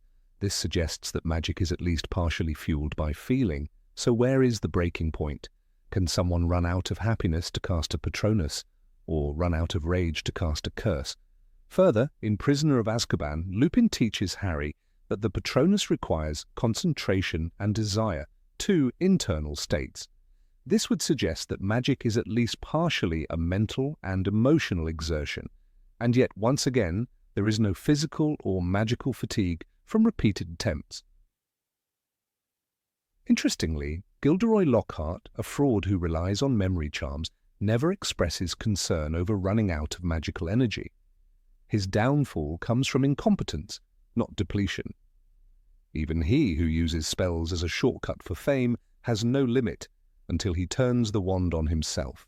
In Deathly Hallows, the escape from the Ministry, the infiltration of Gringotts, and the final battle at Hogwarts all involve intense, prolonged, magical activity. And yet not one witch or wizard falls due to magical overuse. Injuries happen, deaths happen, but no one ever says, "Oh, I can't cast anymore." So why doesn't J.K. Rowling define magical stamina? The omission feels deliberate, as if the mechanics of magic were meant to remain vague and wondrous. But as the story matures, the vagueness becomes a flaw.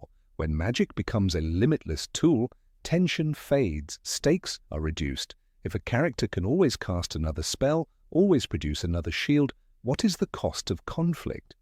Rowling does touch on magical boundaries in other ways. House elves, for example, perform wandless magic and are said to be powerful despite their size. Dobby snaps his fingers and disapparates within Hogwarts. This raises yet more questions. If elves can perform such magic without fatigue, are they accessing a different magical current? Is their magic drawn from an external source, unlike wizards? The Forbidden Forest is also teeming with magical energy, centaurs who read the stars, unicorns with healing blood, and trees that fight back. Is magic environmental? Is there ambient magical energy that wizards unconsciously draw from, like plugging into an invisible power grid? If so, it would explain why spells are seemingly unlimited, but this theory is never explored.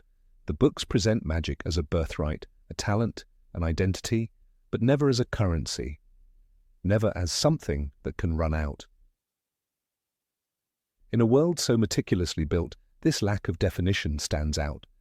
The Ministry regulates wands, tracks underage magic, bans unforgivable curses, but no agency monitors magical burnout.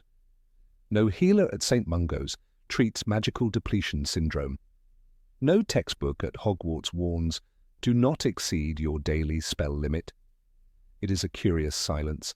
Perhaps the closest moment to magical failure is when Harry's wand breaks. But this is a failure of tool, not of energy. Harry himself still has magic within him, he just lacks the means to direct it, which again brings us back to the question, well, what is that magic? Where is it stored? What fuels it? Without answers, we are left with contradictions. Magic is powerful but has no cost. It is internal but limitless. It responds to emotion but never drains from overuse. Characters fight, duel, brew, and conjure without pause, as if tethered to an endless source, and maybe they are, but if so, it would be nice to know what that source is. Number 23. Why don't wizards use magic in science? Wizards can brew a potion that regrows bones overnight, like when Madame Pomfrey used Skeely Grow to heal Harry's arm. They can manipulate time using devices like the time turner.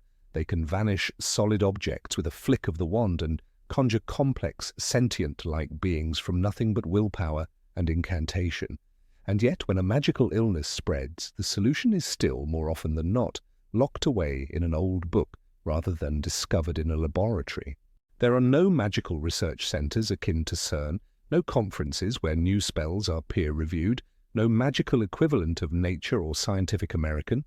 Wizards live in a world that defies the known laws of physics, but act as though the laws of progress do not apply to them. The absurdity becomes more obvious when compared to the Muggle world. Muggles, lacking even a speck of magic, managed to invent electricity, land on the moon, and sequence the human genome, all in the span of about a century. Wizards, on the other hand, continue to write with quills, send messages via owls, and read crumbling scrolls passed down from antiquity. Why? The moment Arthur Weasley asks Harry, "What exactly is the function of a rubber duck?" it becomes clear wizards are curious about the Muggle world, but never with the intent of learning or advancing. They observe it like anthropologists, not peers. There is a striking absence of scientific spirit. Even in Hogwarts, which is presumably the most prestigious school of magic in Britain, there is no class resembling magical physics, spell development, or magical theory rooted in experimentation. Professors teach spell work by rote, say the words, flick the wand. Students are not encouraged to ask why a spell works or whether it can be improved. Even Hermione, whose intellect and curiosity should have made her a natural magical theorist, never seems to question the foundations. She memorizes more than anyone, but she doesn't challenge the system itself.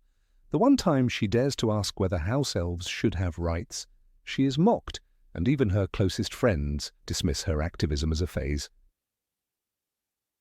The Department of Mysteries offers a chilling clue. This mysterious floor in the Ministry of Magic holds rooms dedicated to unsolved magical phenomena: time, love, death, the mind. It is the only known location in the magical world that seems remotely interested in the philosophical and experimental exploration of magic. But even here, there's an eerie silence about the methods. There are no public papers, no known researchers, no progress reports. What are the unspeakables actually doing? Are they studying magic, or merely guarding it like curators of a forgotten tomb? The very name unspeakables suggests secrecy over collaboration. If magic is so powerful, why hasn't it been studied, refined, and expanded the way Muggles have treated electricity or radiation? In The Half-Blood Prince, Harry stumbles upon Snape's old textbook filled with handwritten improvements to spells. One spell is adjusted for better efficiency, another is refined for cleaner wand movement. This is the closest the series comes to magical innovation, and it's done in secret by a schoolboy. Snape's notes are considered dangerous rather than revolutionary. There's no faculty member encouraging other students to try enhancing spells. In fact, using a modified spell is seen as suspicious. Even Gilderoy Lockhart, who plagiarized the accomplishments of other wizards, relied on memory charms rather than any research or experimentation. There's no magical patent office, no way to verify or publish one's findings beyond reputation and hearsay. The result is a world in which magical advancement is tied entirely to oral tradition and books passed from hand to hand. Trust is placed in age and dust, not in repeatable results. A spell is believed to work because it is old, not because it has been tested under controlled conditions. Consider the subject of potions.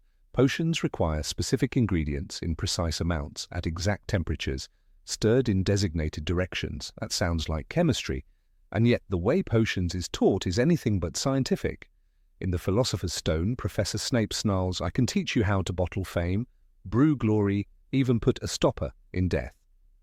But he never invites students to discover new potions. No student is told, try changing one variable to see the effect. They are simply expected to reproduce what is in the book, or fail. There is no encouragement of hypothesis, experimentation, or curiosity. In The Order of the Phoenix, Fred and George Weasley demonstrate a rare spark of magical innovation. Their joke shop items, extendable ears, skiving snack boxes, Peruvian instant darkness powder, are genuinely inventive. They combine spells and potions in new ways, yet even their work is seen as frivolous. Molly Weasley scolds them for not pursuing real careers. The Ministry of Magic tries to shut them down during Umbridge's reign. But what if their ingenuity had been harnessed in a scientific context?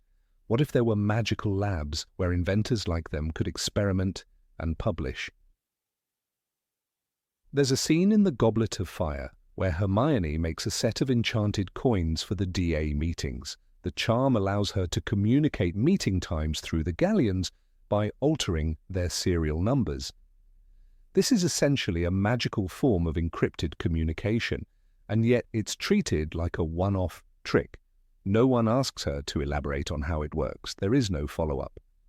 Hermione herself, despite her brilliance, never appears to document her method or teach others the principles behind it. Imagine the possibilities if magical communication had been studied like digital technology. The wizarding world's refusal to engage with science is especially troubling when it comes to healing. Magic can cure many ailments that Muggle doctors struggle with, but only when the spell or potion exists. In The Half-Blood Prince, Ron is nearly killed by poisoned mead. He's saved only because Slughorn happens to have a bezoar. What if he hadn't? Where are the clinical trials, the standardized treatments, the systematic testing of magical cures? Why are medical protocols based on chance and folklore rather than rigorous testing? In The Chamber of Secrets, when Colin Creevey is petrified, the school simply waits until a mandrake potion is ready. There is no attempt to find an alternative. Why not test other plant properties? Why not examine the magical mechanism behind petrification? Instead, they rely on tradition. This is how it's always been done. The same applies to werewolf treatment. Lupin takes Wolfsbane potion, a relatively recent invention by Damocles Belby, but it's one of the few known examples of modern magical medical advancement, and even then the potion is rare, difficult to brew, and not widely accessible. The education system itself reinforces this stagnation. Hogwarts is revered, yet its curriculum hasn't changed in centuries. Subjects are compartmentalized into charms, transfiguration potions, and so on, but there's no cross-disciplinary integration. No class teaches the overlap of spellcasting and magical creatures, or the relationship between magical history and magical lore. There is no opportunity for independent research, no senior thesis, no magical PhD. Students graduate at 17 equipped to pass their NEWTs, but not to ask new questions. In the Deathly Hallows, Dumbledore leaves behind clues and riddles rather than clear instructions. This reflects the broader wizarding world's preference for secrets over shared knowledge. The Hallows themselves, objects of immense magical power, are not studied or catalogued. They are whispered about in children's tales as though myth is more trustworthy than method. Even Dumbledore, who understood the power of the Elder Wand and the Resurrection Stone, never attempted to study them scientifically. His approach was philosophical, not experimental. Magical lore is another area that discourages scientific inquiry. Underage magic is regulated strictly, and experimental magic is often considered dangerous. In The Prisoner of Azkaban, when Harry inflates Aunt Marge, the Ministry nearly expels him. The emphasis is on control, not curiosity. The fear of uncontrolled magic has led to a culture where innovation is suspect and safety is defined as conformity. Magic is allowed to be powerful but not transformative. Its role is to preserve, not to discover. The irony is that the Muggle-borns, children like Hermione, have the most potential to merge magic with science. They come from a world where questioning is valued, but instead of encouraging this blend, the wizarding world suppresses it. Hermione quickly adapts to magical tradition and abandons scientific inquiry. She becomes the perfect student of an imperfect system. Her intelligence is channeled into test-taking, not exploration. She might have revolutionized magical theory, but the culture offered no path for her to do so. Magical transportation is another missed opportunity. Apparition is instantaneous but dangerous and rarely improved. Portkeys are effective but inconvenient. Flue powder connects fireplaces but can be sabotaged. None of these are studied in the way a Muggle engineer would study transport systems. There's no magical equivalent of infrastructure research. When the night bus lurches through London, banging off curbs and narrowly avoiding disaster, no one suggests a better version. Wizards simply accept inefficiency as the norm. Even time travel is treated with bizarre indifference. The time turner is so powerful that it's locked away, used only for scheduling extra classes. In the Order of the Phoenix, all time turners are destroyed during a battle, and the Ministry simply accepts this loss. There's no effort to rebuild them, no program to understand or replicate the mechanism. If Muggles had discovered time travel, they would have built labs around it, tried to understand causality, ethics, and paradox. Wizards, by contrast, treat it as a nuisance. There's a deeper cultural reason for this stagnation: elitism. Magic is often inherited, and those born into powerful families believe they already possess all the knowledge they need. Lucius Malfoy does not study magic. He assumes his bloodline makes him superior. This arrogance bleeds into the entire magical culture. Innovation requires humility, the admission that we don't know everything, but the wizarding world is obsessed with lineage, tradition, and secrecy. It clings to the past as though change itself were a threat. And finally, the deepest contradiction of all: the magical world, for all its wonder, fears the unknown. Wizards fear what they cannot control, and science is the art of exploring the unknown. To study magic as a science would mean admitting that it has limits, rules, and possibly origins beyond human understanding. It would mean deconstructing the very thing that gives them power. Perhaps that's why they don't build labs, run experiments, or ask the questions Hermione Granger should have asked, because to study magic would be to risk changing it, and change, in the wizarding world, is the greatest taboo of all. Number 24. Why aren't special magical abilities registered? In the silent shadows of the magical world there exists an invisible threat, not one of dark curses or deadly beasts, but of unchecked, unregistered magical talent. A disturbing contradiction lies at the heart of wizarding law.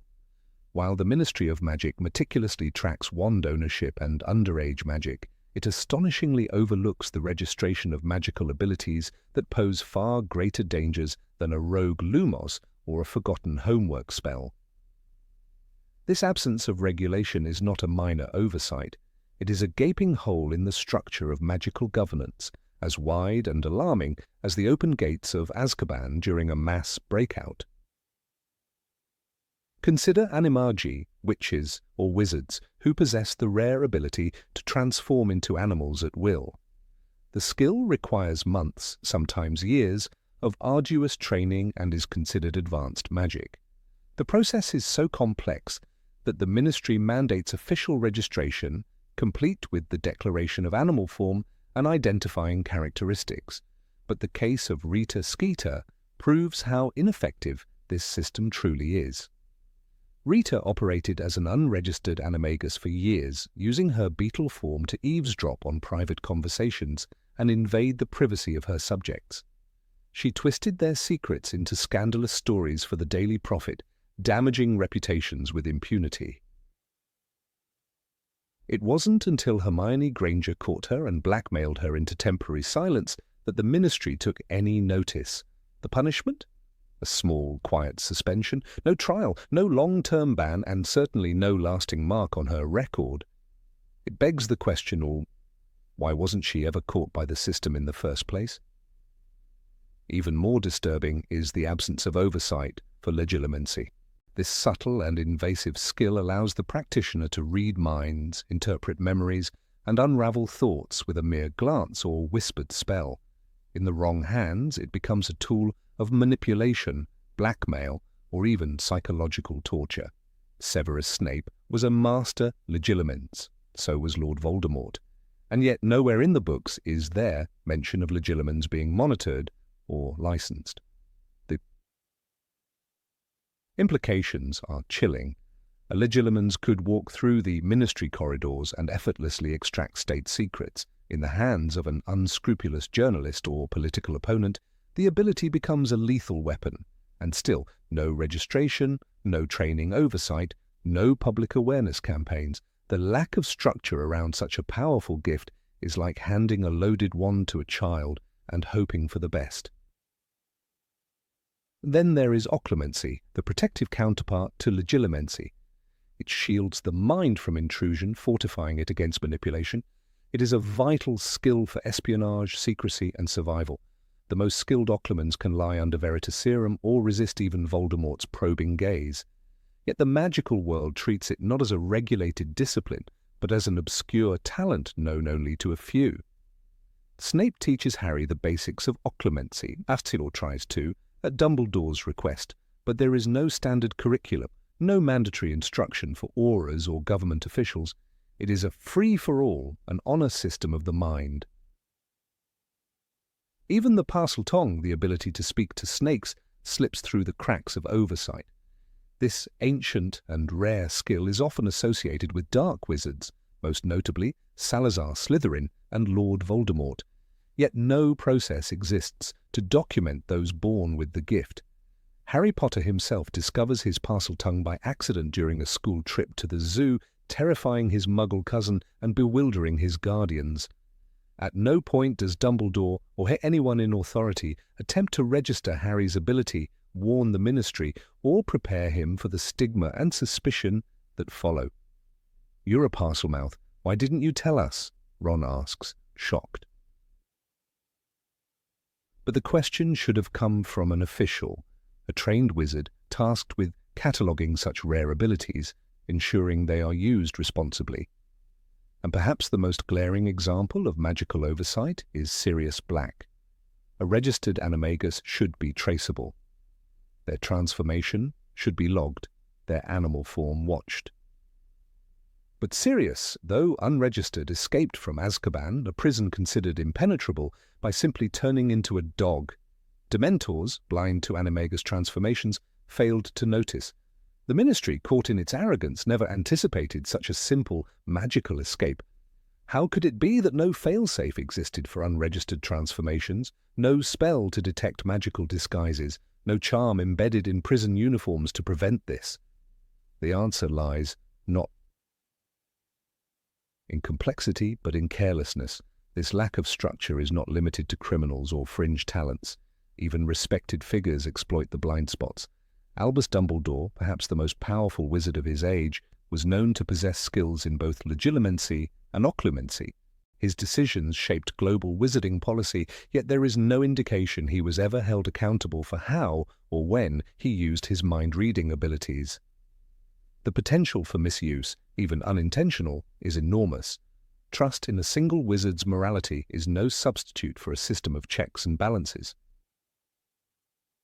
The magical world shows an obsessive concern with controlling mundane threats, underage magic, unauthorized portkeys, misused broomsticks. But when it comes to inherently dangerous abilities, the attitude shifts to neglect. It's as if magic is seen not as a tool that needs management, but as an identity, personal, sacred, and not to be questioned. Yet history shows the cost of this laissez-faire approach. Voldemort's rise was marked by secrets, disguises, and manipulations of magical skill. He created Horcruxes in the shadows, hid his immortality, and built a network of followers using mind games and terror. He used legilimency to control and intimidate, his occlumency to mask his true intentions from Dumbledore. And still, even during war, no system arose to track these abilities. The loopholes remain open even in peacetime. The trio, Harry, Ron and Hermione, grow into adults in a world still riddled with unregistered talents. Kingsley Shacklebolt as Minister for Magic may have brought reforms, but no canon evidence suggests a sweeping effort to register dangerous magical abilities. The post-war world learns nothing from its scars. Even after the chaos and loss, the magical community shrinks from uncomfortable regulation. It clings to its romanticized view of power, wild, personal, unchecked.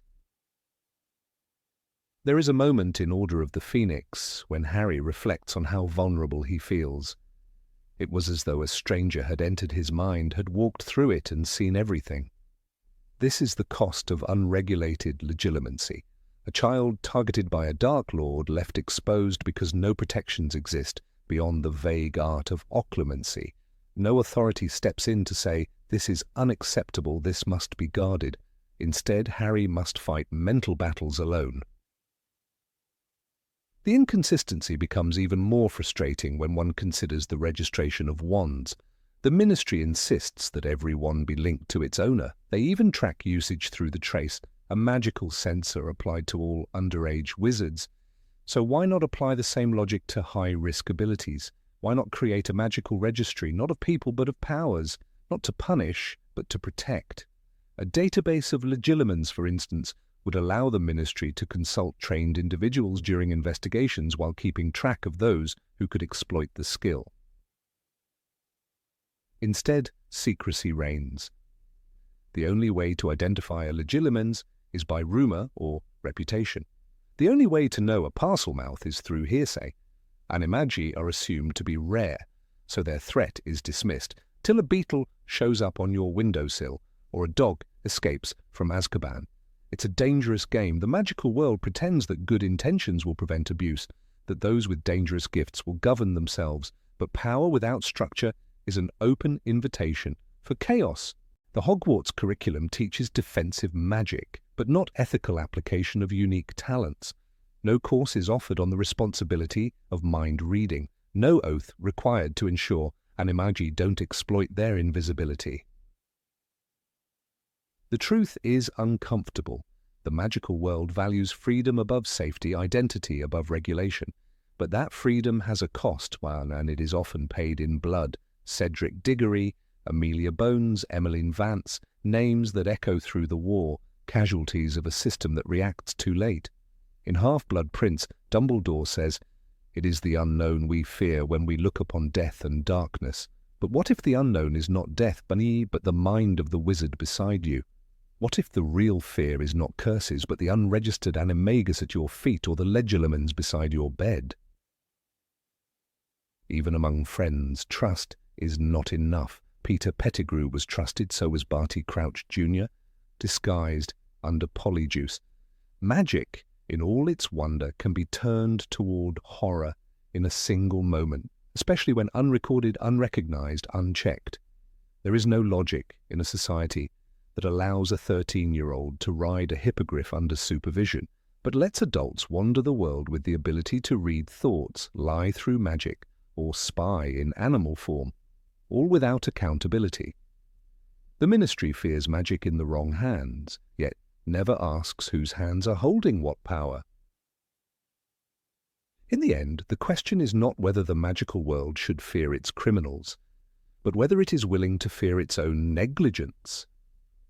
The scars left by Voldemort, Skeeter, and Sirius are not just reminders of evil, but of institutional failure. Until the wizarding world chooses to monitor not just spells, but the minds and gifts behind them, it will remain forever vulnerable to the next shadow, the next silent beetle, the next whisper in the mind.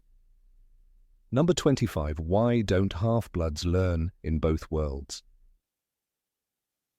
In the corridors of Hogwarts, beneath the shifting staircases and enchanted ceilings, a curious contradiction persists, so rooted in tradition that no one seems to question it. Half-bloods, born with one magical parent and one non-magical, live uniquely between two worlds. From birth, they are steeped in the culture of both Muggles and wizards, straddling the unseen line that divides them. Yet the moment they step through the gates of Hogwarts, one half of their identity is locked away, gathering dust like a forbidden book in the restricted section. They do not learn how to thrive in the Muggle world. They are not trained to bridge it with the magical. Instead, they vanish into the enchanted fog of the wizarding world, rarely to re-emerge as a link between the two.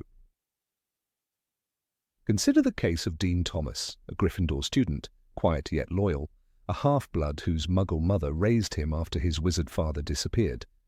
Dean grew up watching football, drawing comics, listening to the radio, all markers of Muggle life. And then he was swept into Hogwarts at age 11, his Muggle memories buried under incantations and wand work. No one asked him to maintain fluency in both worlds. No one offered him a course in Muggle law, politics, or economics to accompany his studies in charms and transfiguration.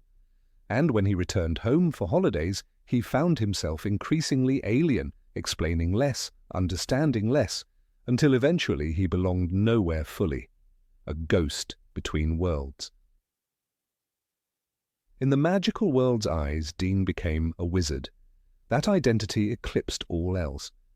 The Hogwarts curriculum never adjusted for his dual heritage. Subjects like Muggle studies existed, but they were taught by wizards, to wizards, and always from a distance. Professor Charity Burbage, before her tragic death at the hands of Voldemort, did attempt to teach compassion for Muggles, but even she didn't teach half-bloods how to be both. The subject was a curiosity, like studying a foreign culture. It wasn't lived experience. This rigid separation, built into the very walls of magical society, contradicts the reality of wizarding demographics. Most children born today are not purebloods. In a society where blood purity has declined over generations, the majority of Hogwarts students are half-bloods or Muggle-born. And yet the institution does nothing to embrace or prepare them for the Muggle world they are half-rooted in. The curriculum reflects an outdated notion that once you are magical, the rest of the world is irrelevant. But that world is still out there, and it still belongs in part to every half-blood. The emotional toll of this split is enormous. Take the case of Severus Snape, a half-blood who loathed his Muggle father and clung to his magical identity with bitterness. His choice to define himself as the half-blood prince was not a celebration of both sides of his heritage. It was a rejection. "I am the half-blood prince," he confesses in the 6th book, not with pride, but as a battle cry, as if the very title was a weapon. His childhood in a broken Muggle home in Spinner's End, filled with shouting and shadows, drove him deeper into the Slytherin world of pure blood ambition. Hogwarts gave him no tools to process or reconcile his dual origins. It only gave him an escape route, and he took it. This escape, however, leaves behind a trail of broken connections. One of the most poignant details in the series is how rarely Muggle parents are seen interacting with their children once they are admitted to Hogwarts. In Harry Potter and the Philosopher's Stone, when Hermione Granger arrives at King's Cross, she speaks with enthusiasm about her magical books, but her parents, Muggles both, fade into the background. We never see them on school grounds, never hear of them being consulted, never read of them being integrated into their daughter's education. When she obliviates their memories in the 7th book to protect them, it is a tragic gesture that underscores the chasm between the two worlds. She does it alone. Because the wizarding world has no place for Muggles, even the ones who raised their children to be brave and kind. This exclusion is not only emotional, but practical. Wizards seem clueless about Muggle technology, law, medicine, and infrastructure. Arthur Weasley's fascination with electricity and rubber ducks is played for laughs, but it reveals a deep ignorance. Why in a society with so many half-bloods does this ignorance persist? Why are there no wizarding classes in physics or basic math or computer literacy? Why are half-bloods not tasked with becoming interpreters, diplomats, engineers who might build bridges between the magical and the Muggle worlds? The answer lies in fear.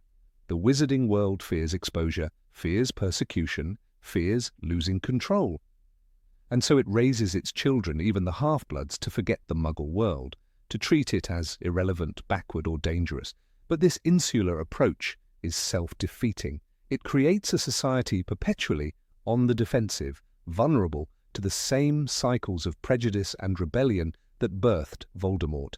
It also breeds loneliness. Remus Lupin, another half-blood, lived in the shadows for most of his life.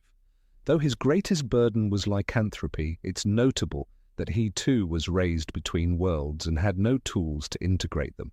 He grew up poor, hidden, barely connected to either magical or Muggle society. The Order of the Phoenix gave him a purpose but not a home. Even his marriage to Tonks was fraught with fear, a reflection of how hard it is for those straddling both worlds to find peace. The most glaring irony of all is that the wizarding world desperately needs better Muggle understanding. In Harry Potter and the Goblet of Fire, Mr. Roberts, a Muggle, is nearly driven mad after the Quidditch World Cup chaos. The Ministry of Magic's solution? Memory modification, not diplomacy, not education, just erasure. And who performs these tasks? Wizards who have no grounding in Muggle psychology, linguistics, or ethics. Wizards like Arthur Weasley, who thinks escalators are bewitching. This is not sustainable. There are powerful figures who might have changed things. Albus Dumbledore, for all his wisdom, rarely championed Muggle integration. He believed in love, in courage, in second chances. But he allowed Hogwarts to remain a castle apart, cloistered and unchanged for centuries. He saw the danger in Voldemort's pure blood ideology, but he didn't take the next logical step, building a generation of wizards who are fluent in the Muggle world, who can defend it, enrich it, and heal the wounds of the past. Even Harry Potter, who spent the first 11 years of his life in a Muggle home, eventually lost touch with that world. The Dursleys were so cruel, so unrepresentative of normal Muggles that they served as anti-ambassadors. By the time Harry defeats Voldemort, he is thoroughly a creature of the magical world.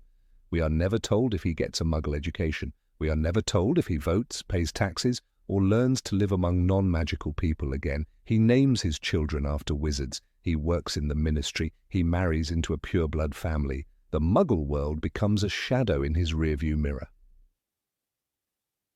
What if things were different? What if Hogwarts had a dual-track program for half-bloods and Muggle-borns, courses that allowed them to keep pace with their Muggle peers in literature, science, and history? What if students were encouraged to visit Muggle museums, learn Muggle languages, write reports on both magical and non-magical politics? Imagine Hermione Granger in such a program. Her intelligence would be a bridge, not a wedge. Imagine Dean Thomas using his knowledge of art and pop culture to help wizards understand how Muggles think and feel. Imagine a world where the veil between the two societies isn't so thick. This divide is especially painful in times of crisis. When Voldemort returned, the wizarding world turned inward. Muggles died as they always do without knowing why. Bridges collapsed, bodies turned up, but no one in the non-magical world had answers. The ministry concealed everything. What if there had been trained liaisons, half-bloods educated in both systems, who could have eased tensions, spread warnings, built resilience? What if Harry hadn't had to face Voldemort in secret, but as part of a larger united defense effort involving both magical and non-magical governments? There are no such people. There is no such effort. The magical world lives in hiding, like a guilty secret. And half-bloods, who could have been ambassadors, are instead assimilated. Their Muggle roots wither. Their other parents are left behind, bewildered. The bridge is never built. The result is a cultural silence. No textbooks discuss this erasure. No professors acknowledge it. Even in the room of requirement, where wishes become rooms, no one ever conjures a classroom with a whiteboard and a periodic table. Even magic, it seems, cannot wish away the blindness of tradition. And so the half-bloods continue to disappear, into Diagon Alley, into the halls of Hogwarts, into careers at the ministry. Their Muggle grandparents stop receiving letters. Their former classmates never hear from them again. It is as if they have died to one world in order to be born into another. But this death is not necessary. It is chosen, it is institutional, and it is wrong, because magic, at its best, is not about separation. It is about wonder. It is about understanding and bending the world toward harmony. The statute of secrecy may demand silence, but silence is not the same as ignorance. Wizards can learn, half-bloods can teach. But first, Hogwarts must change. It must see the children it raises, not as escapees from the Muggle world, but as its sons and daughters, not as magical converts, but as whole, complex people who deserve to keep all the parts of themselves. Only then can the bridge be built. Only then will the spell be broken. Number 26. How does magical intuition work? Somewhere between the rigid structure of spells and the unspoken currents of magical presence, there lies a foggy realm that J.K. Rowling only ever glances at but never quite explains. A space where magic stops being a science and starts being a sense. Readers see it when Harry suddenly knows a Horcrux is near, when Voldemort feels his wand being touched from afar, when Dumbledore appears to comprehend danger before it arrives. The question hangs over the entire series like mist over the Forbidden Forest. What is magical intuition? Is it a skill, a gift, or simply a narrative convenience that appears when the plot demands something extrasensory? Harry, perhaps the most prominent example of this phenomenon, begins experiencing magical feelings as early as the Philosopher's Stone. Long before he understands anything about magic, he makes the glass vanish at the zoo and somehow ends up on a rooftop while fleeing Dudley's gang. While these moments are framed as unintentional magic, there's also a deeper pattern. His body seems to know how to respond even if his mind does not. And later in the series, this intuition sharpens. In The Half-Blood Prince, he knows that Draco is up to something before anyone else does, but the most potent manifestation is in the Deathly Hallows when Harry's scar burns as he nears Horcruxes. He even comments, "It's like something's tugging at me." This mysterious tug is not a spell, it's not taught in Hogwarts, and it's never given a proper name. Yet it works unfailingly as though Harry is equipped with some inner compass tuned to evil. But if such a compass exists, why doesn't the wizarding world recognize or train it? No textbook mentions it. No teacher at Hogwarts ever says, "Class, today we study magical perception." Not even Dumbledore, who surely has a deeper grasp of such things, ever discusses it in terms Harry can understand. He just knows. When Harry and Dumbledore enter the cave to retrieve the fake locket, Dumbledore pauses and says, "There is magic here that I can feel." Feel, not see, not deduce, but feel. Dumbledore's ability to sense enchantments is legendary. He detects Tom Riddle's manipulations on the ring Horcrux. He knows about the presence of magic in the cave without uttering a spell. This is not legilimency, not even magical detection charms like hominum revelio. It is something less concrete, more ancient. A sense. But if Dumbledore can feel these things, why can't he feel betrayal? Why does he trust Snape until the very end without ever questioning the depth of his loyalty? Until Snape proves it posthumously, why does no one foresee Peter Pettigrew's years of deception? The oddities pile up.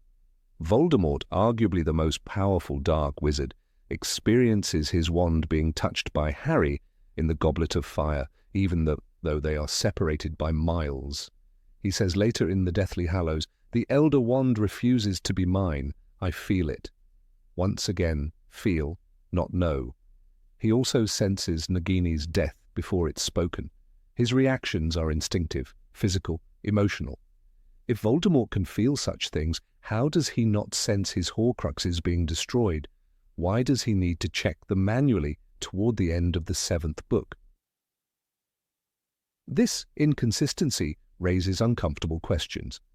When magic is predictable, cast a spell, get a result, it obeys structure.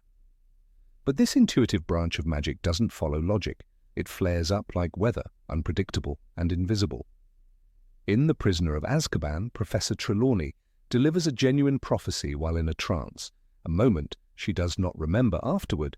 This is magic of a different kind, untamed, unconscious, powerful. Dumbledore even remarks that true seers are rare and uncontrolled. Is magical intuition connected to prophecy, to bloodlines, or is it an emotional byproduct of trauma, survival, or pain? The Marauders, for instance, never display magical intuition. except perhaps when Lupin hesitates during conversations about the past. But Lily Potter is said to have had a special kind of magic, and Slughorn repeatedly praises her talent, as though she had a spark beyond spellwork. Perhaps some people are simply more attuned. Yet if so, why is there no training for it? Occlumency and legilimency are taught, or at least acknowledged. Divination, even in its clumsy classroom form, attempts to refine the prophetic sense. But magical intuition? That remains unsaid. The lack of structure might be deliberate. If Rowling were to codify magical intuition, it would lose its mythic quality. But this also weakens the internal logic of her world. Consider Hermione Granger, arguably the most disciplined and intelligent witch in her year. She follows rules, reads every book, memorizes spells, but she never once mentions feeling magic. She sees its effects. She deduces its presence, but she doesn't sense it. In contrast, Harry, who rarely studies, feels it often. This imbalance suggests magical intuition is less about skill and more about character alignment. But is that fair? Let's examine another case. Kreacher.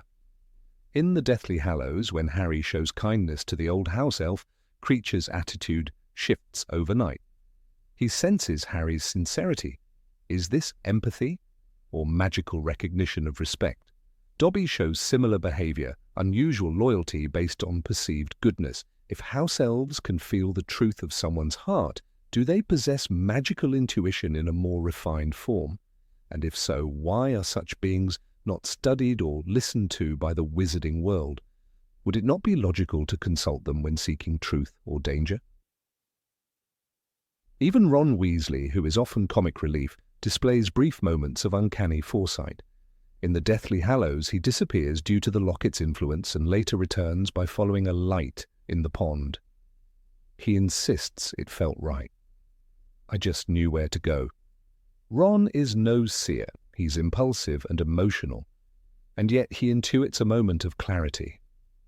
The sword of Gryffindor appears at the exact moment he needs redemption. Coincidence? Or does magic respond to inner need? The Room of Requirement operates on similar logic. It appears when needed, not when summoned. It is driven by intent, not instruction. Neville finds it while running from the Carrows. Dumbledore's army uses it for secret training. Even Draco Malfoy exploits it to repair the vanishing cabinet. The room is, in essence, a physical manifestation of magical intuition. It doesn't obey rules, it obeys feeling. But if Hogwarts contains such spaces, why are students not taught to hone this kind of connection? Another striking example is the way wands behave. Ollivander explains, the wand chooses the wizard. This choice implies the wand perceives something beyond intellect or ability. When Harry picks his wand, he feels a rush of warmth in his fingers. Magic acknowledges something wordless. In the Deathly Hallows, the Elder Wand refuses Voldemort because it feels allegiance to Harry. Objects in the wizarding world possess awareness, not sentience in the Muggle sense, but magical memory and alignment. If objects can perceive, why wouldn't humans?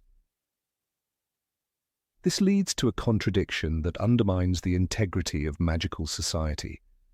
If magical intuition exists, why do traps like the one in the Triwizard Maze work?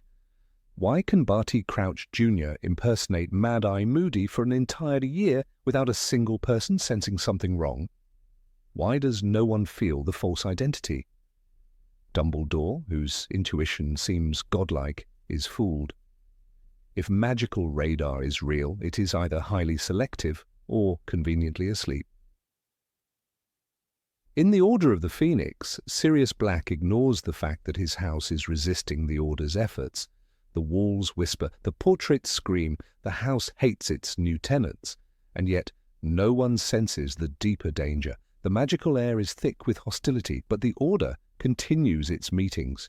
Is it willful blindness, or does magical intuition only function when the plot requires it?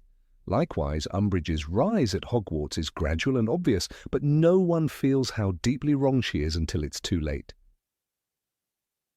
Perhaps the clearest case of intuitive failure is the betrayal by Peter Pettigrew. He lived as a rat for years. He shared a dormitory with Ron. He slept in the same room with Harry. And yet not a single magical person, human or otherwise, sensed his true identity. Even Crookshanks merely acts suspiciously. How is this possible in a world where magic is supposed to know? Snape too embodies this paradox. Dumbledore trusts him implicitly. McGonagall does not. Harry hates him. Lily once loved him, and yet no one ever pierces his final loyalty. His occlumency may shield his thoughts, but what about his aura, his magical signature? Shouldn't intuition reveal his torment? And if not, what is its purpose? Selective revelation? Conditional empathy? Even the Patronus charm hints at deeper intuition. It requires not just skill, but pure emotion. It is not enough to say the words, you must feel them. Harry is uniquely gifted with the Patronus. He conjures one in third year when no one else can. Lupin calls it extraordinary. Why? Because it is more than magic. It is emotional truth manifest. Yet no one discusses how to feel magic. The assumption is that you either can or cannot. Ultimately, magical intuition in the Harry Potter universe exists in a twilight zone. It is real enough to influence events, but enough to escape scrutiny. It elevates certain characters, Harry, Dumbledore, Voldemort, while ignoring others. It arrives when tension peaks, then disappears in quiet moments. It serves the narrative well, but it leaves readers questioning the rules. If magic can be felt, should it not be taught? If emotion affects magic, should it not be trained? And most hauntingly, if magic can whisper secrets to those who listen, why are its warnings so often unheard? Perhaps because Rowling never meant for magic to be solved. But in a world that prides itself on logic, spellwork, and rules, the presence of mysterious intuition remains the most illogical magic of all.